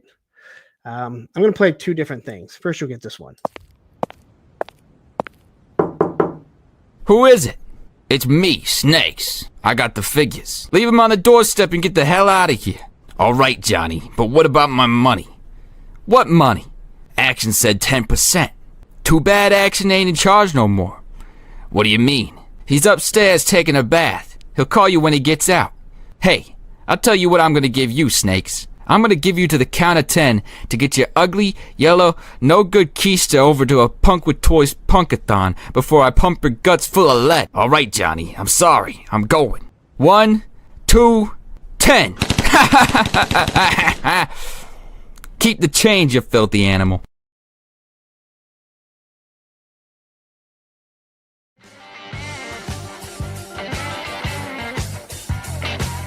Welcome back to Late Night with Mothman. Tonight's guest, he's the man behind the 36-hour Toys for Tots Punkathon. Please welcome at this time, live via telephone, Punk with Toys, yeah! It's great to see you. It's great to have you on the show. How you doing today? I thought I was told you to stop Collins maids.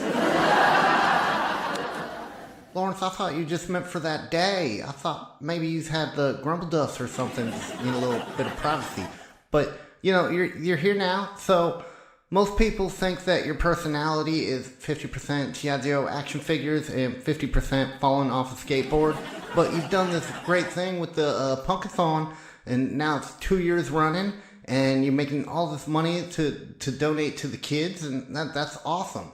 I mean, listen to all these phones going off from our call center, Lawrence. Phones have been ringing off the hook all night. Was it? Where's Tony's Figs at? Tony's Figs said he was gonna come answer some of these phone calls for us. Baseman. Put one of them phone calls through. Hi, caller. You're on Late Night with Mothman with special guest of Punk with Toys. I'm on the air. Yeah, you're live. So, Punk, I just want to say, man, I love your channel. It's got me through some real hard times. Man, I agree with everything you say about Ohio, too. probably should be turned into a parking lot. Go blue, am I right? But I gotta say, I don't really like when those Boss Man skits come on. His little beady eyes kind of give me the willies. And oh, okay. Thank you, caller. Thank you. So, Lawrence, I know you're really busy, so we're gonna let you get back to your 36-hour stream-a-thon.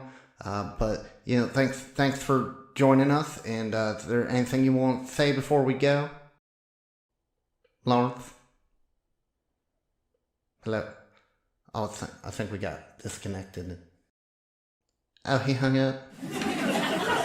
Well, I guess we still got a whole bunch of more exciting shows going on tonight through the 36-hour stream, so you can catch people like Allison Troy and Toy Connections and Bees Battlegrounds and all sorts of other fun stuff. So make sure you keep watching and you keep donating. And let's get back to the show.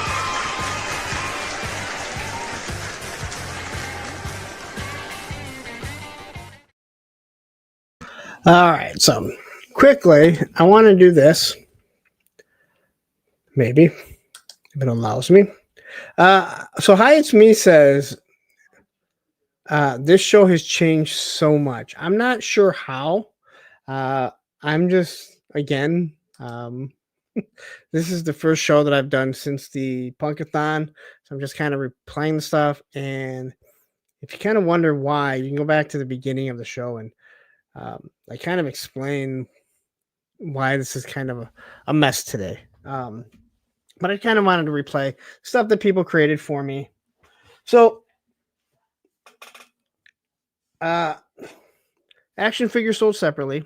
Robert, he offered to give away a one of these dials. I don't have one by me.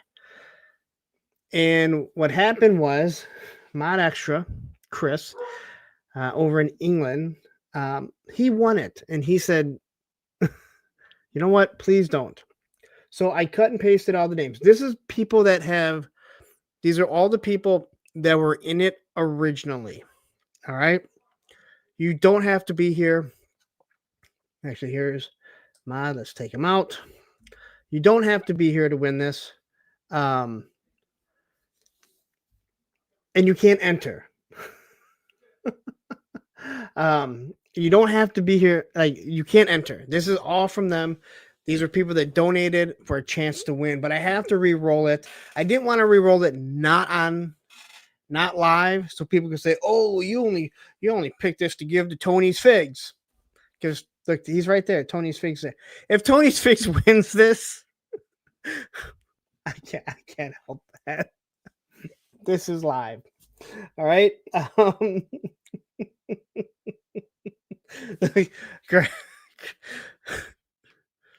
Graf is already saying congrats, Tony.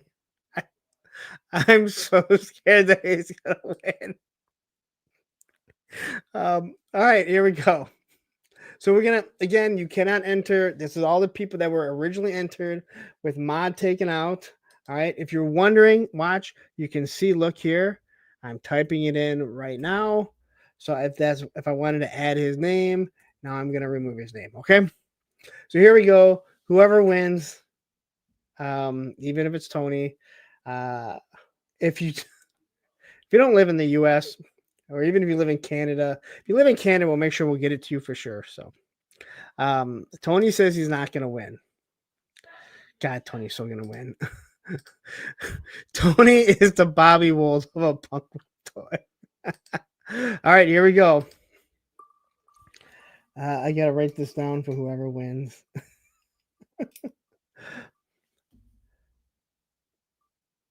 Oh, tripwire. I feel like I should spin again. But you know what? I guess it's kind of fitting that tripwire won. All right. There you go. It was not Tony's Figs. Tripwire, you don't want. Are you sure? Like, you donated. If you want me to spin again, I will spin again. All right.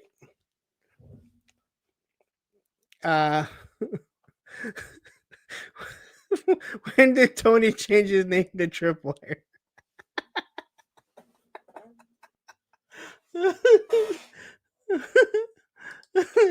it's Tony's alternate account.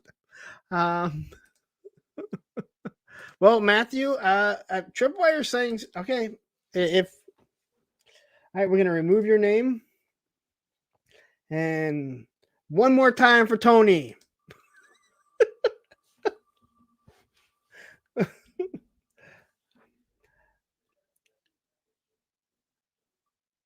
War chest full of toys. War chest, do you want me to spin again for Tony? All right, so we're removing. We're gonna see. Again, if he's not here, he's not here. He's won it. This was for what was happening during the show. People donated, so War Chest has a chance to win this, unless he wants to give it directly to Tony.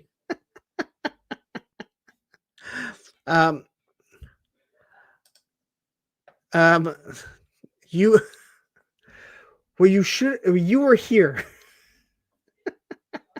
It's I don't know, I'll have to show it to you later. I told you I'm not fucking prepared. It's a diorama and it has like a little it's awesome. It's like Matthew just said. It's a badass diorama. Anyway, so you won it. You'll get it. You need to post figures on it or else you suck. All right, so I'm going to remove this. I don't think Robert is still here. I know Robert said he messaged me. He said, I think he messaged me, but he goes somewhere. He told me, he goes, I was worried about shipping that.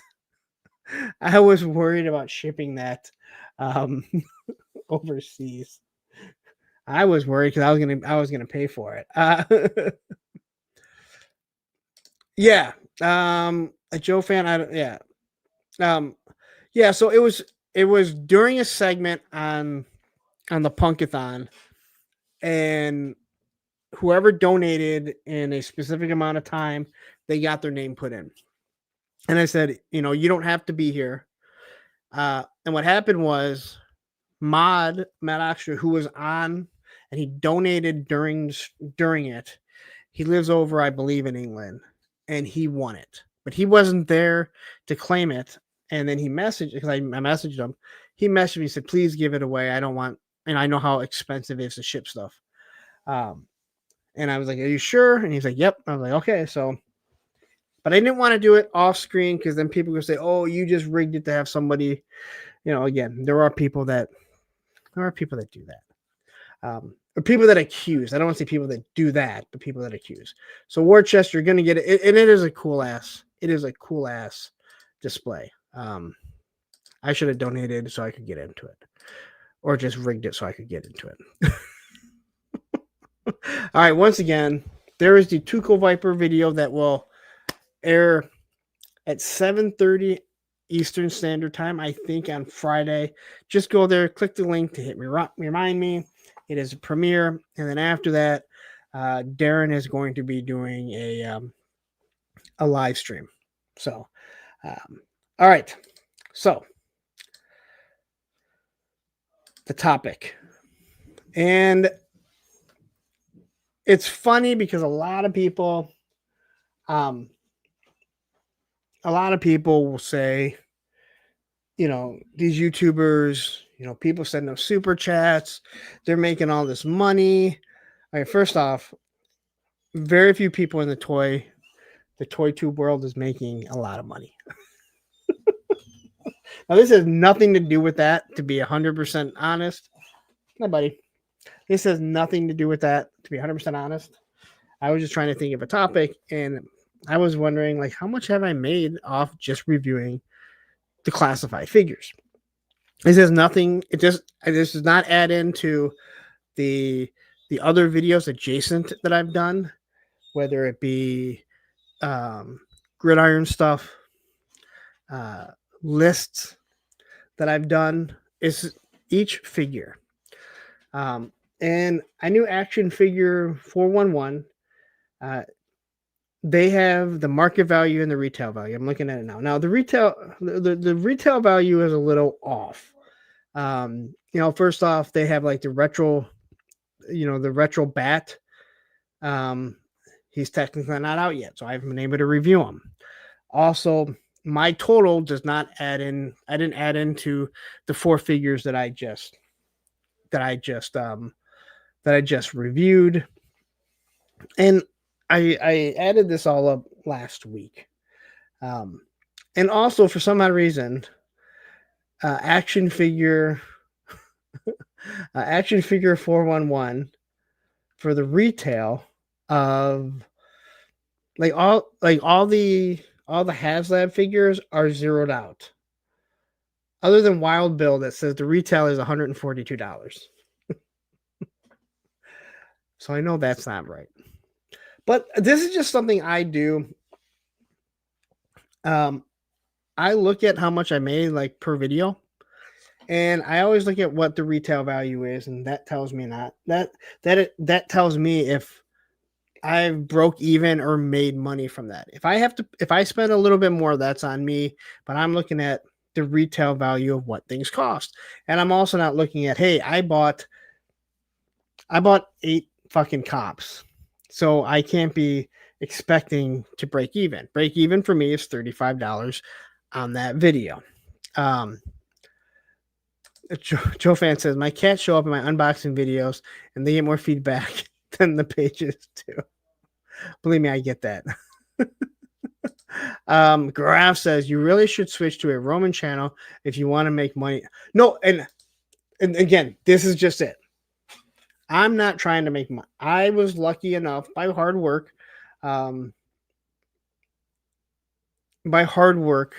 to pretty much break even and pay for what I'm doing. I'm not trying to do this to be my job. All right. But I found it interesting because I wanted to know. So it tells me that the total retail value, all the classified figures, and this includes the retro figures, and it includes the 60th anniversary and everything like that. It also includes the Fortnite Snake Eyes. It tells me that the total retail value is I can just pull it up here. $8,464. Now, once again, that's a little skewed. And what is it? Wolverine or Owl? Am I missing something? Hold on.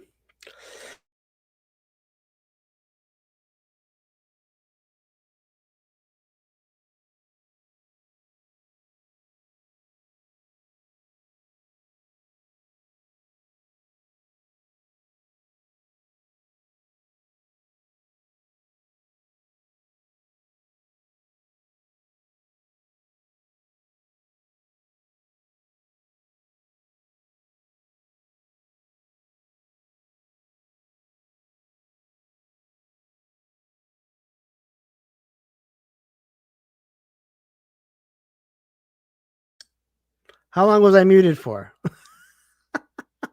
How the fuck did I remute my mic? Anyway, where was that? 11:22. So I've been talking to myself for quite some time.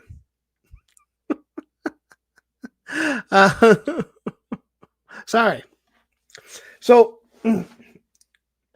this is the price, $8,464.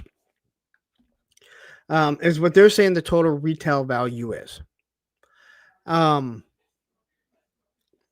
of them have like the retro bat on it. It also has the latest wave, which I did not add in. And it also has that obscure retail value of the Wild Bill at $142. So I guess you could look at this at being about retail value is about $8,000 on all the classified. which I think is crazy. I cannot believe I spent that much money on classified. I'm going to remove this. So I went and I added up how much I've made off every classified video. And it comes out to be for all the classified videos. And again, this is not adjacent. This is not the tier list that I've done or the ranking videos, anything like that. Of all my classified videos, I made $3,832. Of 38 of those figures have made less than $1. So that was well before I was monetized. That number actually shocked me because you kind of forget how many videos you did before you were monetized. And even after I was monetized, a lot of those videos weren't able for monetization because the song played for over 15 seconds. I eventually went and I cut them off. I cut that intro off. So if someone is watching it, they can do a little bit. Yeah, and Punk buys a lot of figures.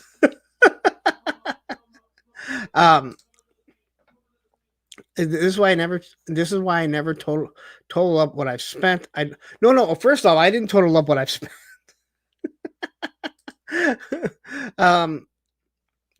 I did not total up what I've spent. I just totaled up what I've made from that. Now, again, there are other figures. There's other things that I've gotten from my buddy Greg. Who has lent me stuff to review. So I'm not paying for that stuff. It's just reviews that I'm doing. It creates money for me. Like, again, I'm one of the lucky ones, but it does, it does help out. Matthew says, none of us want to know classified. 256 Marvel Legends, 150 Valorverse, 64. I don't know what this is. I don't know why. I'm lost on this. Are you arguing with someone still? Are you arguing with someone? Because I didn't do that many. I know I haven't done that many Mofex. I thought you were asking me something about.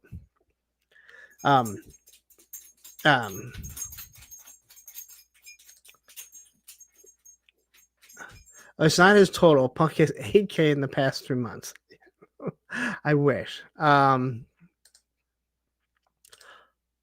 right, Matthew says, other way around, you read it backwards. None of us want to know. Classified. 250. I don't know how I read it backwards. Classified 256 videos. Marvel Legends 150. Valorverse. Yeah, I'm confused. What am I reading backwards? Dude, I'm confused. It's about knowing how much we spent. Yeah, no, I'm just going through, like, because people want to, again, everyone is interested in this creating content that's not monetized yet, or just there. They're, people wonder. I know I always wonder, like that was the biggest thing is when you finally got monetized that first month. Crow's probably there. He's looking at stuff. Like you're looking at stuff going, okay, well, how much is this, making? And it's just something interesting to know. Again, some of those figures I paid a little more for. Some of those figures I have 2 or 3, 4, or 8 of. Oh, those are your figure counts. Okay. Okay, so Matthew's counting his own stuff for, I don't know.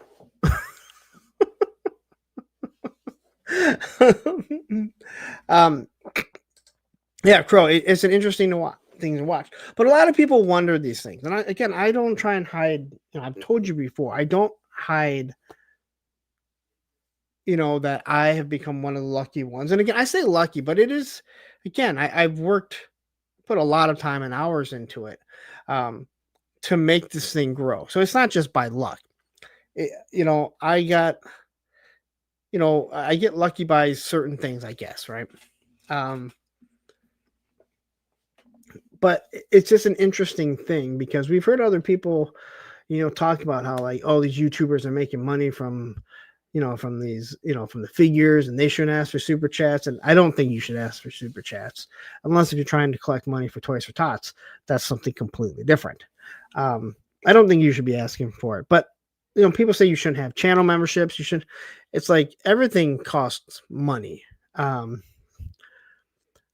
Everything costs money to do this. And so I think it's just interesting. People wonder, and they're just like, so what is it that you're actually making? Now, again, if I decided to go through and chop off those 38 figures, if I go through and chop off those 38 figures and say, okay, we're going to wipe off 38 times 25, I'm coming much closer to breaking even.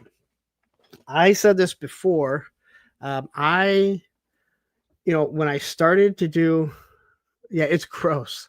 It's very gross when somebody. You were here that day, I guess.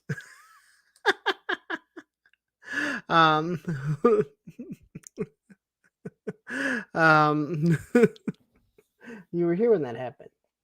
But people just get interested in like what is it that you're that you're looking into or that you're making off of this. And again, if I lopped off those 38 figures that have made less than $1, there was one that's at 0, and I went, wow, not even like 2 cents. Not even like 2 cents. It was sad. But I looked at it when I saw that the channel started growing, and I had a specific amount when I wasn't making any money off this, and I said, I can spend up to this point to create enough content doing the reviews to see if I get monetized. And I always look at it as a salary cap that you have in like baseball. Baseball doesn't have a salary cap. That's why the Dodgers and the Yankees can buy whoever they want. A salary cap like football, hockey, basketball. Basketball is also a bad example. And I look at it where it's like, okay, here's my cap. As long as I keep it down below that and I don't go over it. Yes, $50 a month budget. That's right.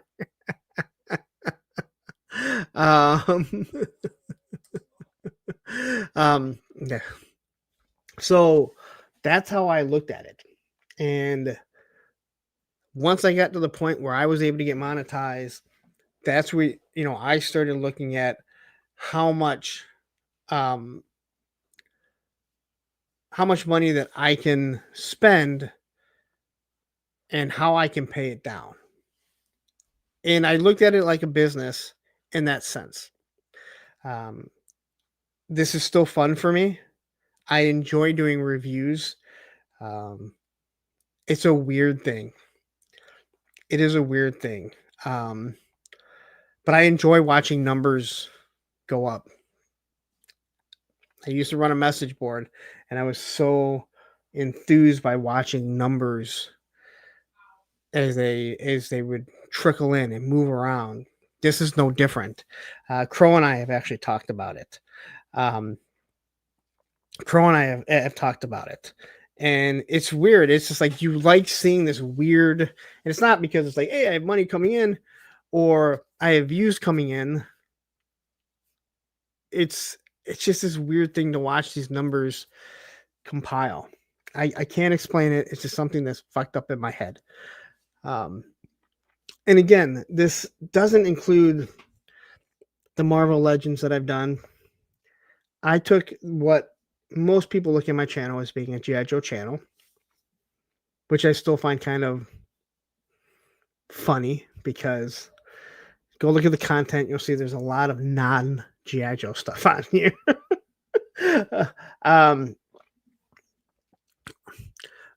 Okay, I only use those two. Yes, I know there are some other ones, but the Yankees are the whole reason why we can't have a salary cap, or the whole reason why baseball didn't have a salary cap. All right. And then the Dodgers, who said, hey, we can just fucking print money. And the other New York team, again, we all know there should be a salary cap. I don't blame the Dodgers or the Yankees for doing it. But they shouldn't, because they fuck everyone else over. And believe me, I understand. The teams in baseball that don't want to spend money also are part of the fucking problem. Anyway, I've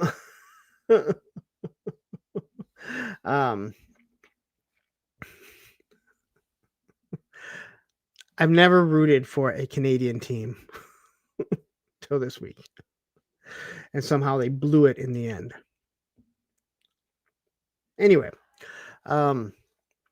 but yeah, it's one of those very interesting things. And I've said this 100 times before. When people are doing YouTube, when they're creating content, you have Darren, 3-star, Same Time Toys. These guys are working towards it. They're working their way up. And that starts to just set in. And you're like, I want to know like how much when we get monetized. How does it work? You want to figure out what you can do to tweak things to help your algorithm, to help grow your channel. But the other thing is that people start to wonder and they go, well, how much does someone actually make? And again, not very much. Some months are better than others. And that's why I have like the affiliate links. They also help support the channel in many, many ways. If you have YouTube, you have a channel, there is no reason why you should not have an Amazon affiliate link. You put the link to whatever product you're reviewing. Someone clicks on it. They decide to buy a fucking refrigerator while they're using your link. Guess what? You get commission for it. Punk taught us the right way to pronounce our names. Clint Jorgensen. Thank you very much. I did not notice that you changed it to the... I love it. And Allison said, yeah, it's true. Like, and again, you're not, the Amazon links are so weird. The Amazon links are so weird only because, you're not giving like, hey, this is my code. You're just clicking a link. And so, once you change it, once you click on it, anything that you ordered, and you can support somebody and you don't have to put their code in. And, and for me, everything goes right back to this channel. I cannot thank Allison and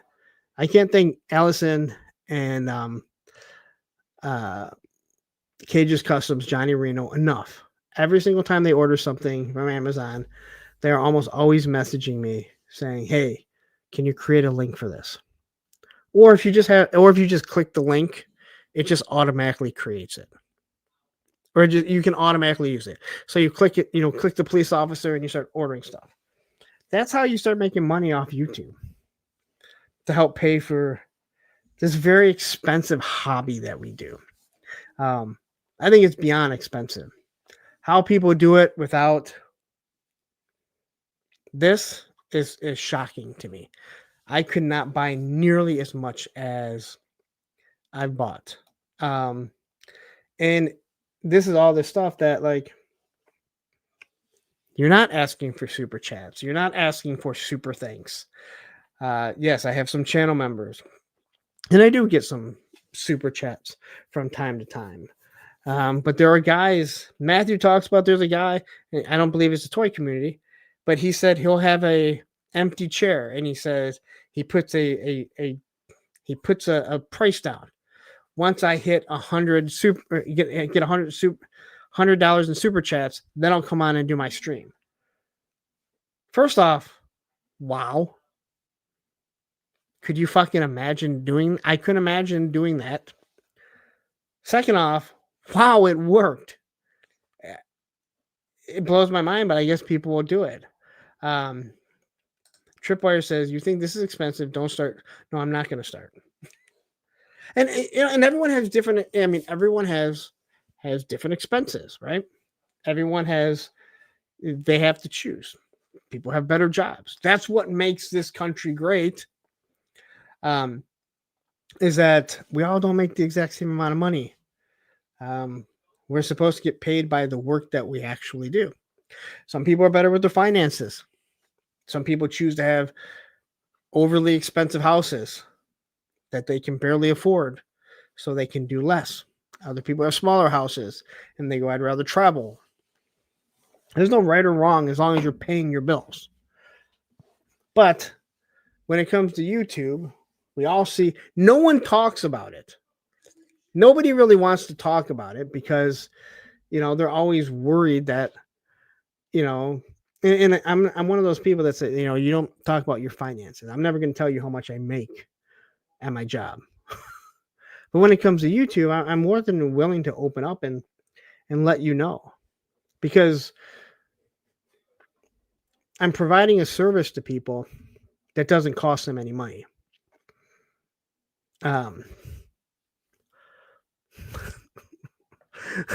Some people can stick to a $50 per month budget. We are not that people. Allison says people would do anything they feel bad about themselves. My ex's brother had lots of people who would do him. Bad self-esteem makes people do dumb things in people. Yeah, that's very true. G.I. Jetman jumping in here. Ryan says a lot of us are cutting back to keep things attainable now. Toys are getting expensive long before this year. You're absolutely right. And I never thought about getting monetized. It was all due to Greg, who's dropped stuff off for me to review. Because he's like, I don't care. Go ahead. I'm not going to do it. He's not into that. And it's one of those, it's one of those things. He said, why don't you get monetized? Matter of fact, the thing that he said was, why don't you try and get monetized and maybe you can start getting free stuff from like Hasbro and stuff. I never wanted to do that because when that does happen, and I'm not saying I would never accept something that's free, but I have gotten free stuff at times, not from Hasbro, but from Top Fun Toys.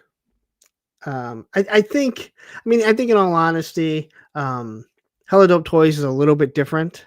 They're a company and they're just kind of like, hey, here's something that we've kind of been sitting on. Could you try and sell it for us? I guess it's the same thing in some ways, but it is definitely one of those things where, you're just trying to get by, and I didn't want to be labeled as someone who's like, oh, you're just a shill, because it does take away from what people see your channel as. And I'm not saying that everyone that gets free product from Hasbro and other companies won't do their part to add it. That they won't do their part to add, to do a good job. But that stigma is there. And if you're buying it, you're probably going to give your honest opinion. Unless if you're truly shilling to hopefully get free stuff. And then quickly here, where is it at? Here comes the money. Here we go. Money talk. Here comes the money. Culo QA. I think that's your name. I don't know because YouTube fucked everything up. 1999 super chat saying, "Missed the punkathon. Please add this to the total for the kids." I will do that, and thank you very much. It definitely is appreciated. Pop Blender says, "I'll die poor It's okay though, because my son will have a bunch of toys based off the 80s that he can sell for pennies on the dollar for gas money. Hell yeah. It's actually kind of funny because it got brought up today. And because obviously,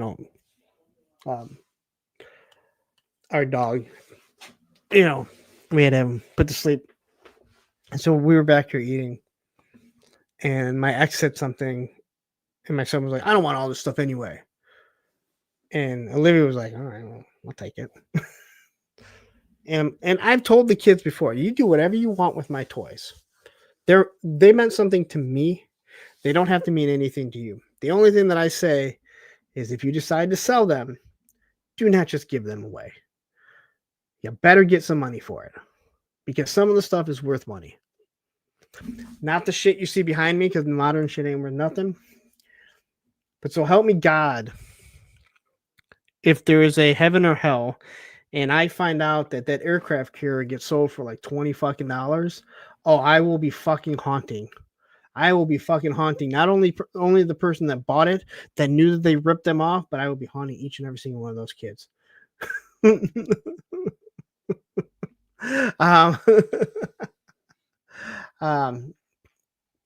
The graph says, I bet your daughter will keep the vehicles you guys raced for sure. I think she would be more sentimental than she would want to admit to.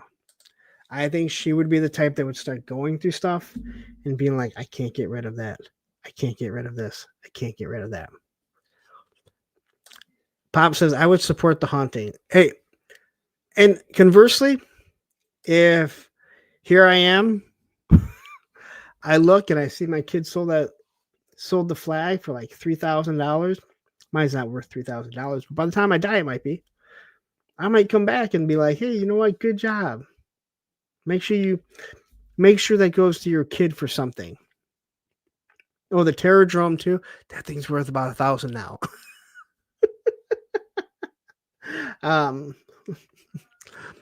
Allison says, will you have your ashes put into the flag? Ooh. That's I never thought of that. That's a good way to make sure they never, like, if I have it fused into the flag, then they can't really get rid of it because no one wants to buy. Well, then again, you might find some weird person that's like obsessed with me and they'll be like, oh, I want to buy that. I love that YouTuber. That would be weird on so many levels. 3 says, I've already got a deal worked out with Olivia for the flag. I'm trading her for the entire box set, Phil Collins collection. Fucking Phil Collins.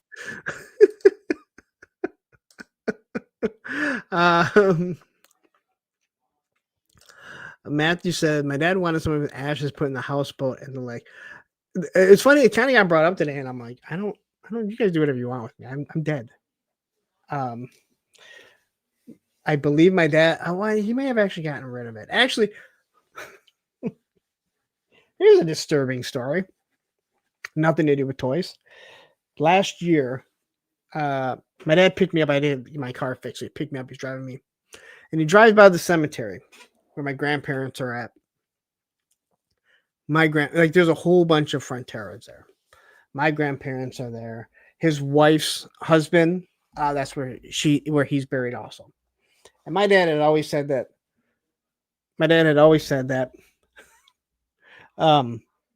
he's still going to be buried with my mom, which is at a completely different gravesite.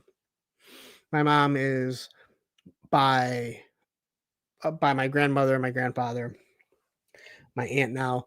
And so he drives by and he goes by, they're all in a big mausoleum. And he goes, you see that bench right there? Yeah. He goes, that's where Karen and I's ashes are going to be. Now, first off, I thought Catholics could not be buried. It couldn't be cremated. They've changed that. Catholics changing stuff. And I was like, well, I thought you couldn't be cremated. Oh, no, we can as long as all the ashes are kept together. And I was like, and then he says, well, first off, I said, well, what about mom? He said, well, Karen and I have been together longer than your mom and I were together. And we've been together longer than her and her first husband were together before he passed away. And I understand that, but this is how my dad brings stuff to me. Now, again, my dad also, when I lived with my ex-girlfriend, said, hey, when you come over, don't go looking for Muffy. We got another dog story. I'm like, what do you mean? Oh, I had her put to sleep. Like, you couldn't even wait for me to come and say goodbye to her or tell me. This is how insensitive my dad is. And he doesn't do it on purpose. So this is how he's just breaking the news that he's not going to be buried with my mom, which was very upsetting to me in many ways. And I also understand it's their choice, but how about you don't take me to the fucking, don't just fucking take me and say, hey, that's the bench we're going to be cremated and dropped into. And I go, well, what about like the gravesite? I don't know. I go, are you going to have like, a marker that when you died? I don't know. I was like, good Lord, Dad. Like, and then he says this. Then he says this one. There's enough space in there for two. Oh, I'm sorry. There's enough space in that. There's enough space in that bench for 4 people. So you can also be cremated and put in there. Which made me realize my dad assumes I'm going to be single the rest of my life and never meet anyone. And I said, well, what if I meet someone? He said, I don't know. You figure out something. Like, thanks a lot. You have such a good touch with everything, Dad. I don't know why I told that story. I don't know how that came about. But here comes the money. Here we go. Money talk. Here comes the money. Pop Blender with the $10 super chat saying, I forgot my rent money. At least it's before the 5th. First, second, third, fourth, fifth Chappelle show. I've actually never watched the Chappelle show, believe it or not. I know. Shocker. But I have seen House. Not House, the TV show. I mean House, the movie. What do you mean, what about my neighbor? Allison says, I would take a sledgehammer to the bench if my dad tried to pull some crap. That tart he is hooking up with from the Old People's Community Center can hold the loan for all like. Okay, so again, with that said, again, my mom's. This is what's fucking crazy. We just had our dog put to sleep. I had my dog longer than I had my mom. I was thinking about that. Like, that's really weird, right? Like, that little dog Sheldon was in my life longer than my mom was in my life. I understood what my dad was saying. And the fact that they made, and again, it's their decision. Now, my dad kind of went back on it and he said, well, maybe we'll have my ashes split and I'll have some put with your mom. And all I'm like, how about saying, he has everything set up. He's like, when I pass away, everything is all set up. Like, you guys don't have to worry about it. It's all set up. It's already paid for, whatever. But how about saying, yes, there will be a marker for the day that I died. So when people are walking through the cemetery, well, and they come across your mom 100 years from now, they're not like, wow, this fucking guy is still alive? Holy shit. Holy shit, he's still alive. That was my thing. And that's not how you're supposed to tell someone. The same way you don't tell someone on the phone, oh yeah, the dog that we've had for 18 years. Yeah, I had her put to sleep. Like, not even give me a chance to come over and say goodbye to her. Just like, we're coming over for a party or for I forget some get together or something. Don't look for your dog. He's dead. Like, what the hell, Dad? Like, you couldn't wait?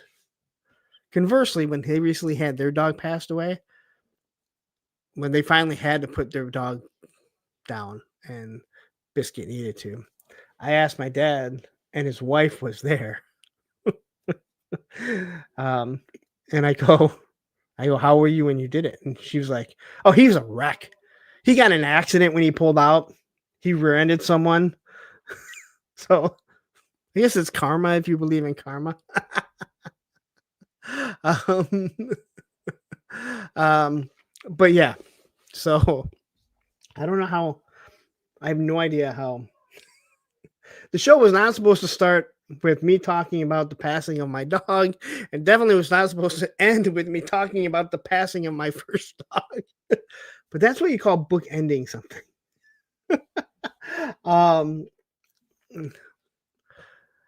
Allison says we'll fill his side of the bench with micro glitter.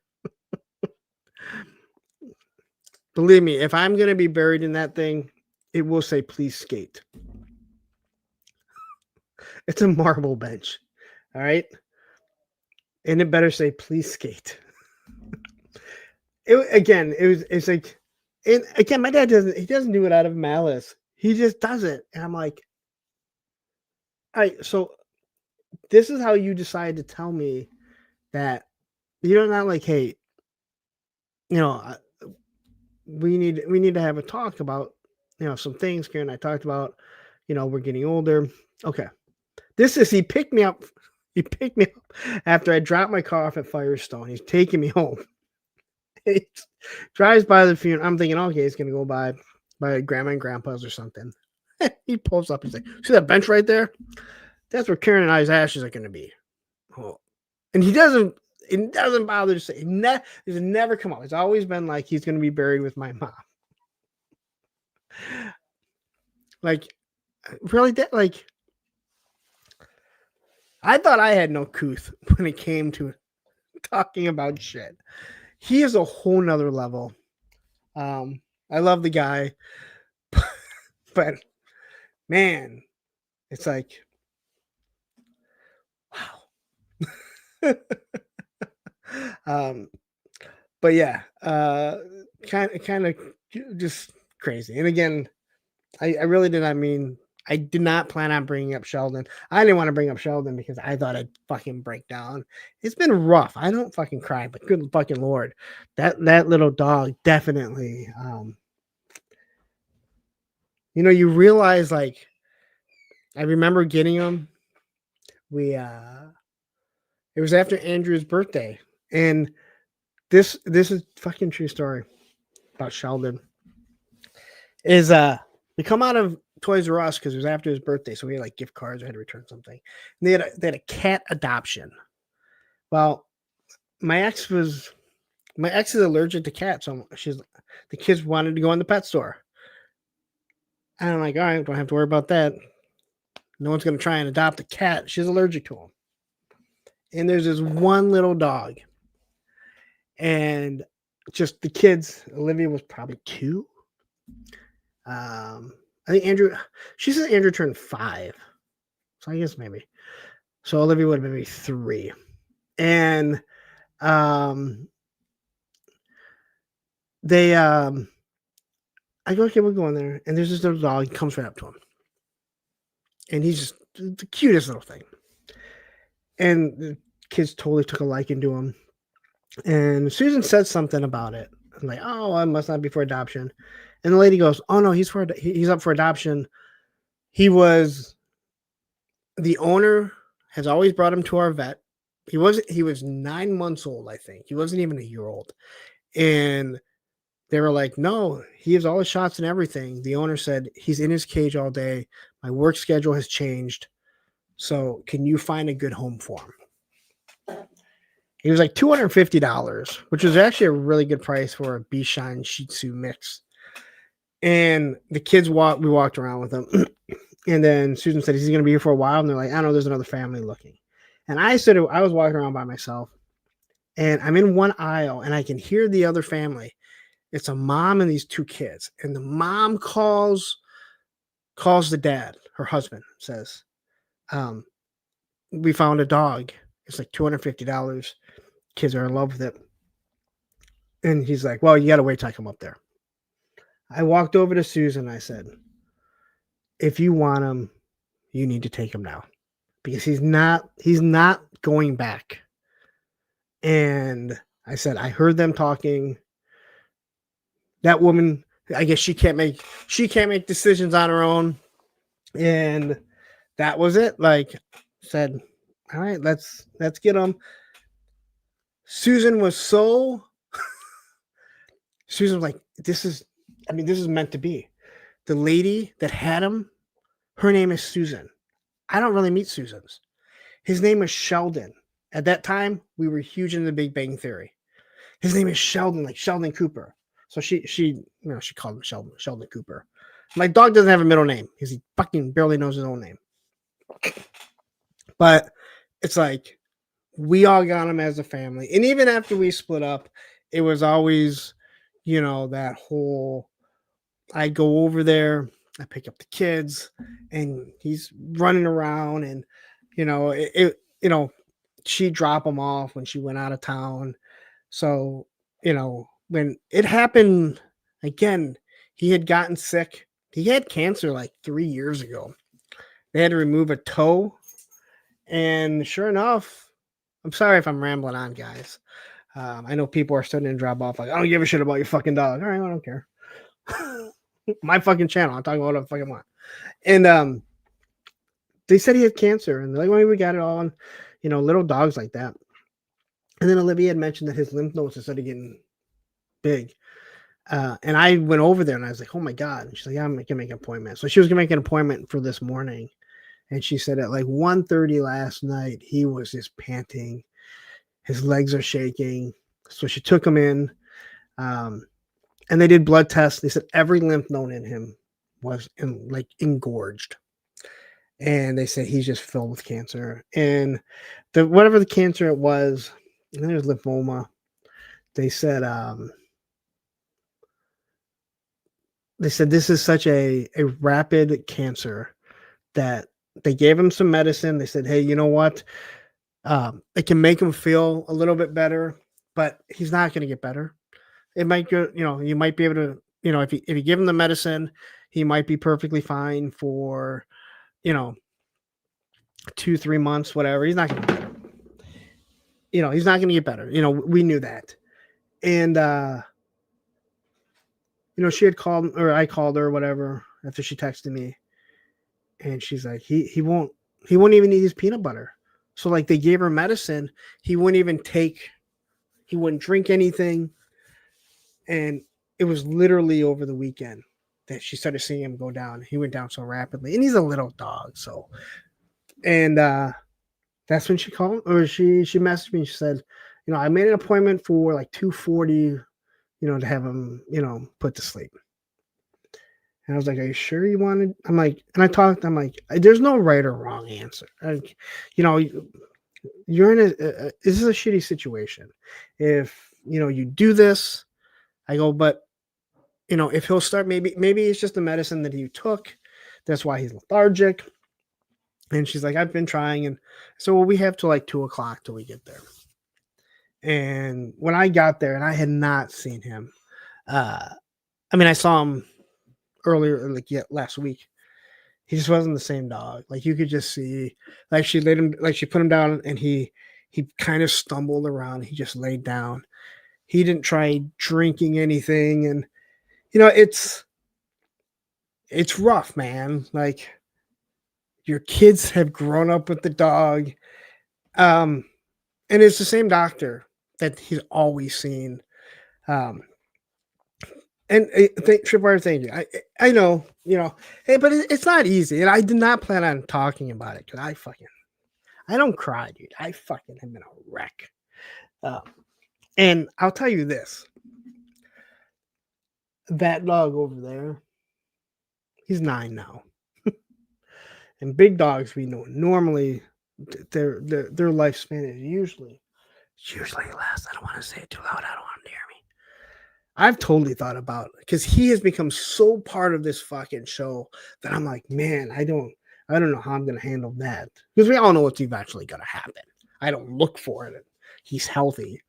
And Sheldon was just like, he had this cancer scare that we only found out, in all honesty, because we were trying to set up the PlayStation 3 and it fell and hit his toe, and he screamed like I never heard before.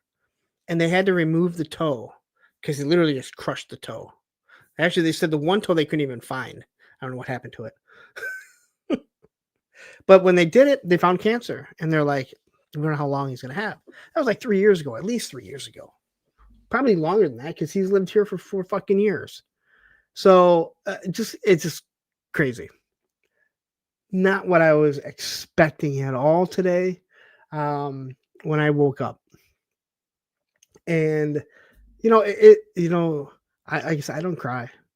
And the only time I cry is when I go to the cemetery, which I don't do very often. And I'm like, I have no issues with guys crying because it's natural. I just don't. And I'm like, I've always had to be the rock for every fucking one. So like when I do break down, I don't know how to handle it because I'm not the one that's supposed to be. And so it's really fucking, it's one of those like, fuck, dude, like, I don't know how to handle myself because I'm the one that always, whether they admit it or not, I'm always the one that they look to, even though I may be told that I fucking like, I can't depend on you. Like, really? Because fucking, my fucking shoulders are fucking big and fucking strong because everyone's being fucking carried by me.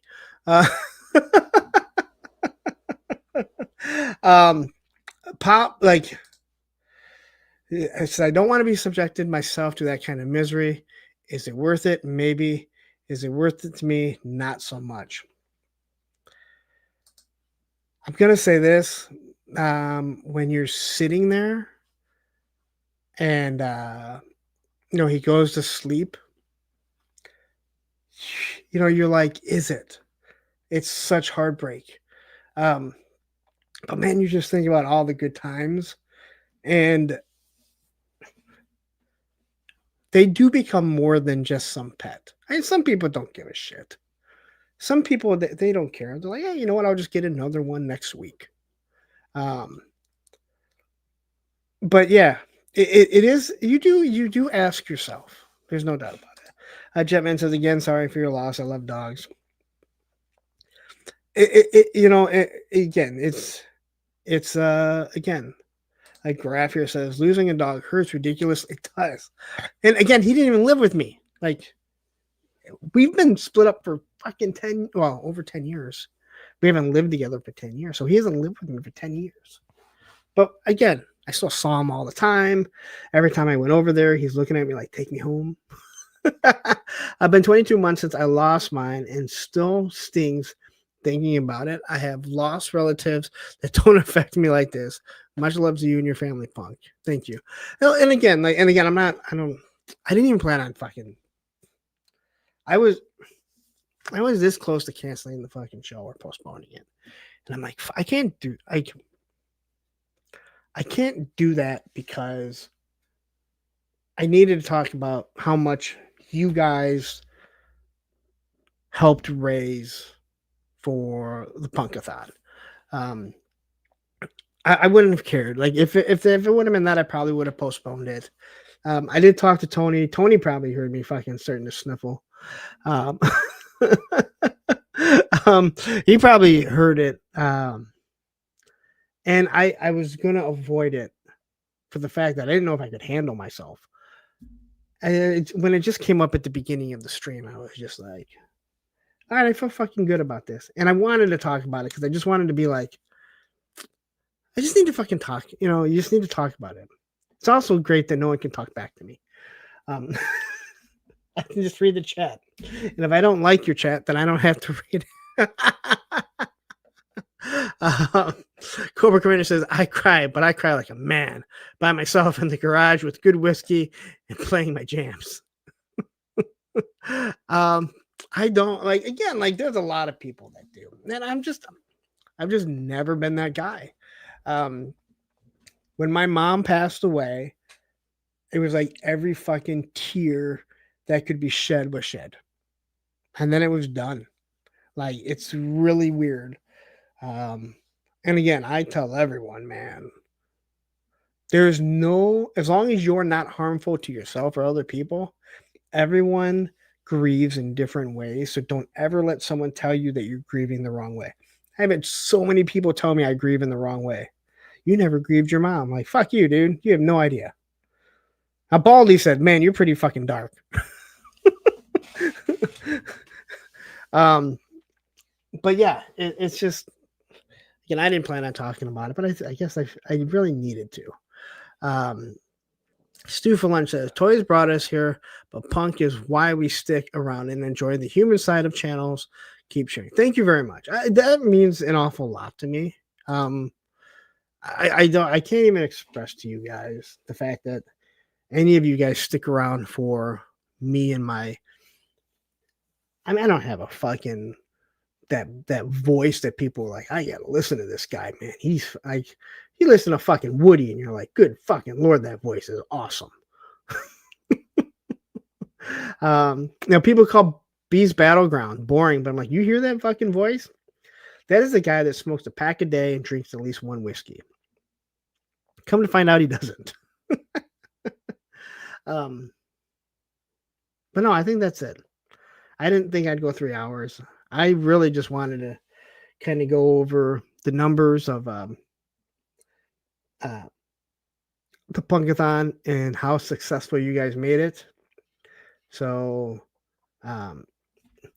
dude, Matthew, I cannot tell you how many people have said that you did not grieve your mom properly.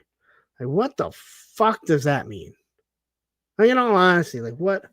I've never been fucking, and I have heard, I've had people say, you know, you were different before your mom passed away. You were really happy and go lucky, and you were cold after. And I think a lot of people saw that, and that's probably true. But very few people would come in and say, you know, very few people would say, but there were people that would say, you're grieving in the wrong way. You didn't grieve properly. Like, dude, I was a man at age 13. I chose not to smoke, drink, or ever do drugs.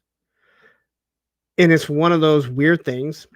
I knew that if I could give my dad the least amount of hassle, because he already had a 6-year-old daughter to worry about who just lost her mom, and his hours were not great for raising children, considering he worked afternoons at a truck plant, you know.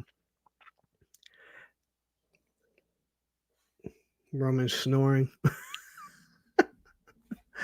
And Dario jumping in here saying, good morning from Italy. Great to have you. I am about to get off, though. Tony, same thing. The only way that I can say that is a not proper way to grieve is if you are self-destructive to yourself or to others. You know? And, you know, that's one of those. If you're self-destructive, then you're grieving wrong. I mean, you need an outlet. There's no doubt about it. But yeah. And for me, when my mom passed away, my grieving was skateboarding. I didn't give two shits about anything else. And I look back now, and I think a lot of that may still be collecting. That's why, like I said, if that flag was bought afterwards, and wasn't mine from my childhood or the Terradrome, I probably would have gotten rid of it and gone all classified, all 6-inch scale. I can't get rid of something that was there when my mom, and there's a story to it. There's so much to it. And again, I told you guys this before. You know this. And so I know, like, you're still grieving me. I get it. Highest Me says, there are unhealthy ways. Yep, just what. And yeah, exactly. If it's unhealthy, then you're grieving the wrong way. All right. And no one is saying that, hey, you lost someone that you love, you shouldn't have a drink. Just because I don't doesn't mean. But people, and I watched a lot of kids my age that lost parents in high school that went the exact opposite of me. And I don't know, believe me, don't really expect many people to be the way I was. It's not always the greatest for everyone. It worked for me, and I don't regret it at all. But anyway, I think I've rambled on enough about Sheldon. But thank you guys all for listening, to letting me go on.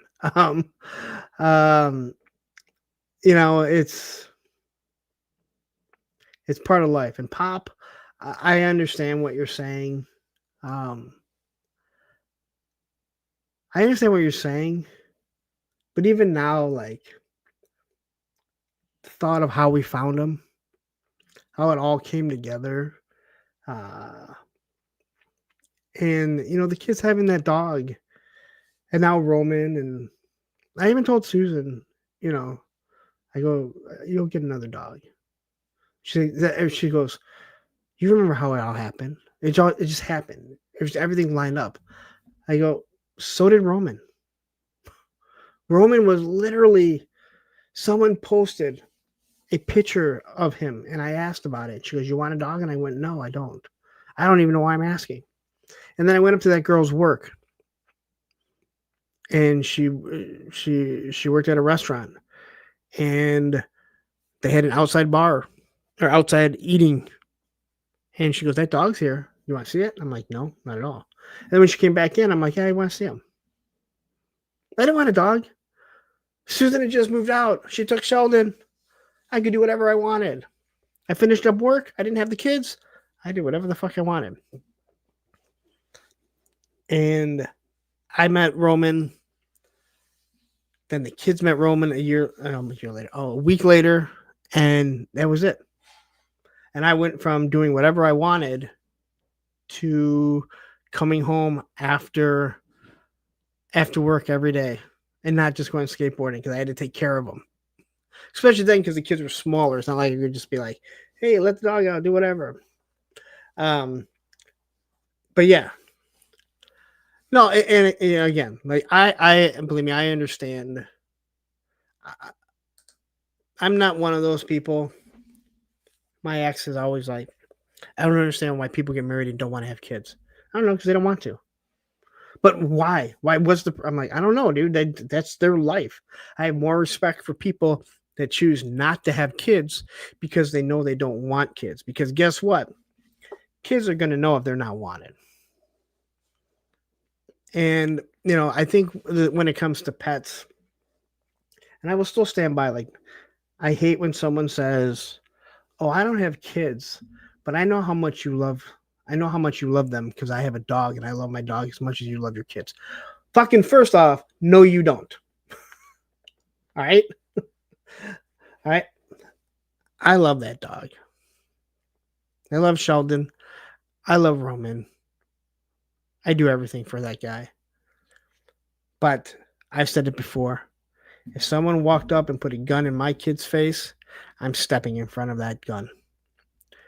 If someone walks up and puts a gun in my face, I expect that dog to take that fucking bullet for me. Roman, I love you. Boy, I'm all over the place. I really need to go because I'm just going to keep on yapping away. Anyway, I'm going to get out of here. Thank you very much to everyone that donated. 48 people still here. This Friday night, like I said, I was going to do a Punk's Pit, but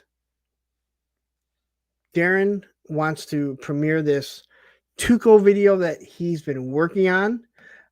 So here we go. I'm going to share it one more time. Please make sure you click the link and head over there and hit remind me. And then he's going to do an after dark. So I'll probably just jump on that. I'll just jump on there and do that with him. And I'm going to figure out something else to do for all the channel members because I haven't done anything in way too long. But yeah, it's time for me to get out of here. And as I'm trying to figure out something to play, because I have no idea what I should, I'm going to leave you with another Tuco Viper. We're going to leave you with the best one. And now back to Cobra News Now. Ladies and gentlemen, I have received word that our field correspondent, Scrap Iron, is on scene at Mars Industries, and he has interviewed a few eyewitnesses and forwarded those statements over to us as he tries to get closer for a better vantage point on the fire. So let's take a listen to these eyewitness statements and see if we can discover what has happened here tonight. All right, so I'm out here just ripping this mini ramp that's made by Mars Industries. Don't ask, I don't understand why they sponsored it. But anyway, I hear this huge explosion, and I hear all these people yelling and screaming that this thing's on fire, and they tell me to call 911, so I call 911. We got the ESU police here, and we got the firefighters, and wait a minute, don't you work for Mars Industry and the Iron Grenadiers too? Oh, yeah, that's a wicked fire, eh? Good bonfire for burning the moose on. Kind of reminds me, it reminds me of the one that we did at Justin Bieber every year at Stratford Festival. Just as much smoke, big flame. We do that to keep Sasquatch away. What'd you do yours for, eh? Yeah, how you doing? I was walking down the street, hanging out, minding my own business. About to sit down on the park bench here and just enjoy my meal here. I got a nice little delicious lunch made by my wife, my lovely wife. She's a great cook. Sometimes not the best, but listen, we all suffice, right? And I'm sitting here on the bench about to open up my lunch box after a long day of working with construction workers. If you haven't noticed, I got this hard hat on, right? And I'm sitting here chilling, and next thing you know, I smell burning. And I go, what is that? And then the explosion, the loud, boom! I'm like, oh, what the hell was that? What's going on? You sound like Aaron Judge cracked a home run. I'm freaking out. I look up, and Mars Industries is on fire. And I'm like, yo, what the hell is this? The building just blew up. It's on fire now. And no one can have any answers. Nobody has any answers. Next thing you know, the fire shows up. The cops show up. Nobody knows what's going on. But damn things for sure, that building blew up. Now listen, I ain't no conspiracy theorist, but I'll tell you this. The owner of that building, he wears a metal helmet. Who's wearing a metal helmet? Just to do business. Something don't smell right. You understand what I'm saying? That building, that was an inside job. You can quote me on that. Thank you for having me on the news. I've never been on the news before. This is fantastic. I appreciate you. Thank you very much. And before we go, I want to shout out some people. My man Shane, my man Woody, my man Mike. I appreciate you all. Take it easy, guys. I appreciate you. I'm on the freaking news right now. This is fantastic. Well, that was certainly something. So let's see if we can check back in with Scrap Iron and see if he's been able to locate Destro or the Baroness, find out the cause of this fire. Over to you, Scrap Iron. Scrap Iron. Scrap, are you there? Looks like we might be having some technical difficulties, and oh my God. Oh, I'm going to have to go over there now.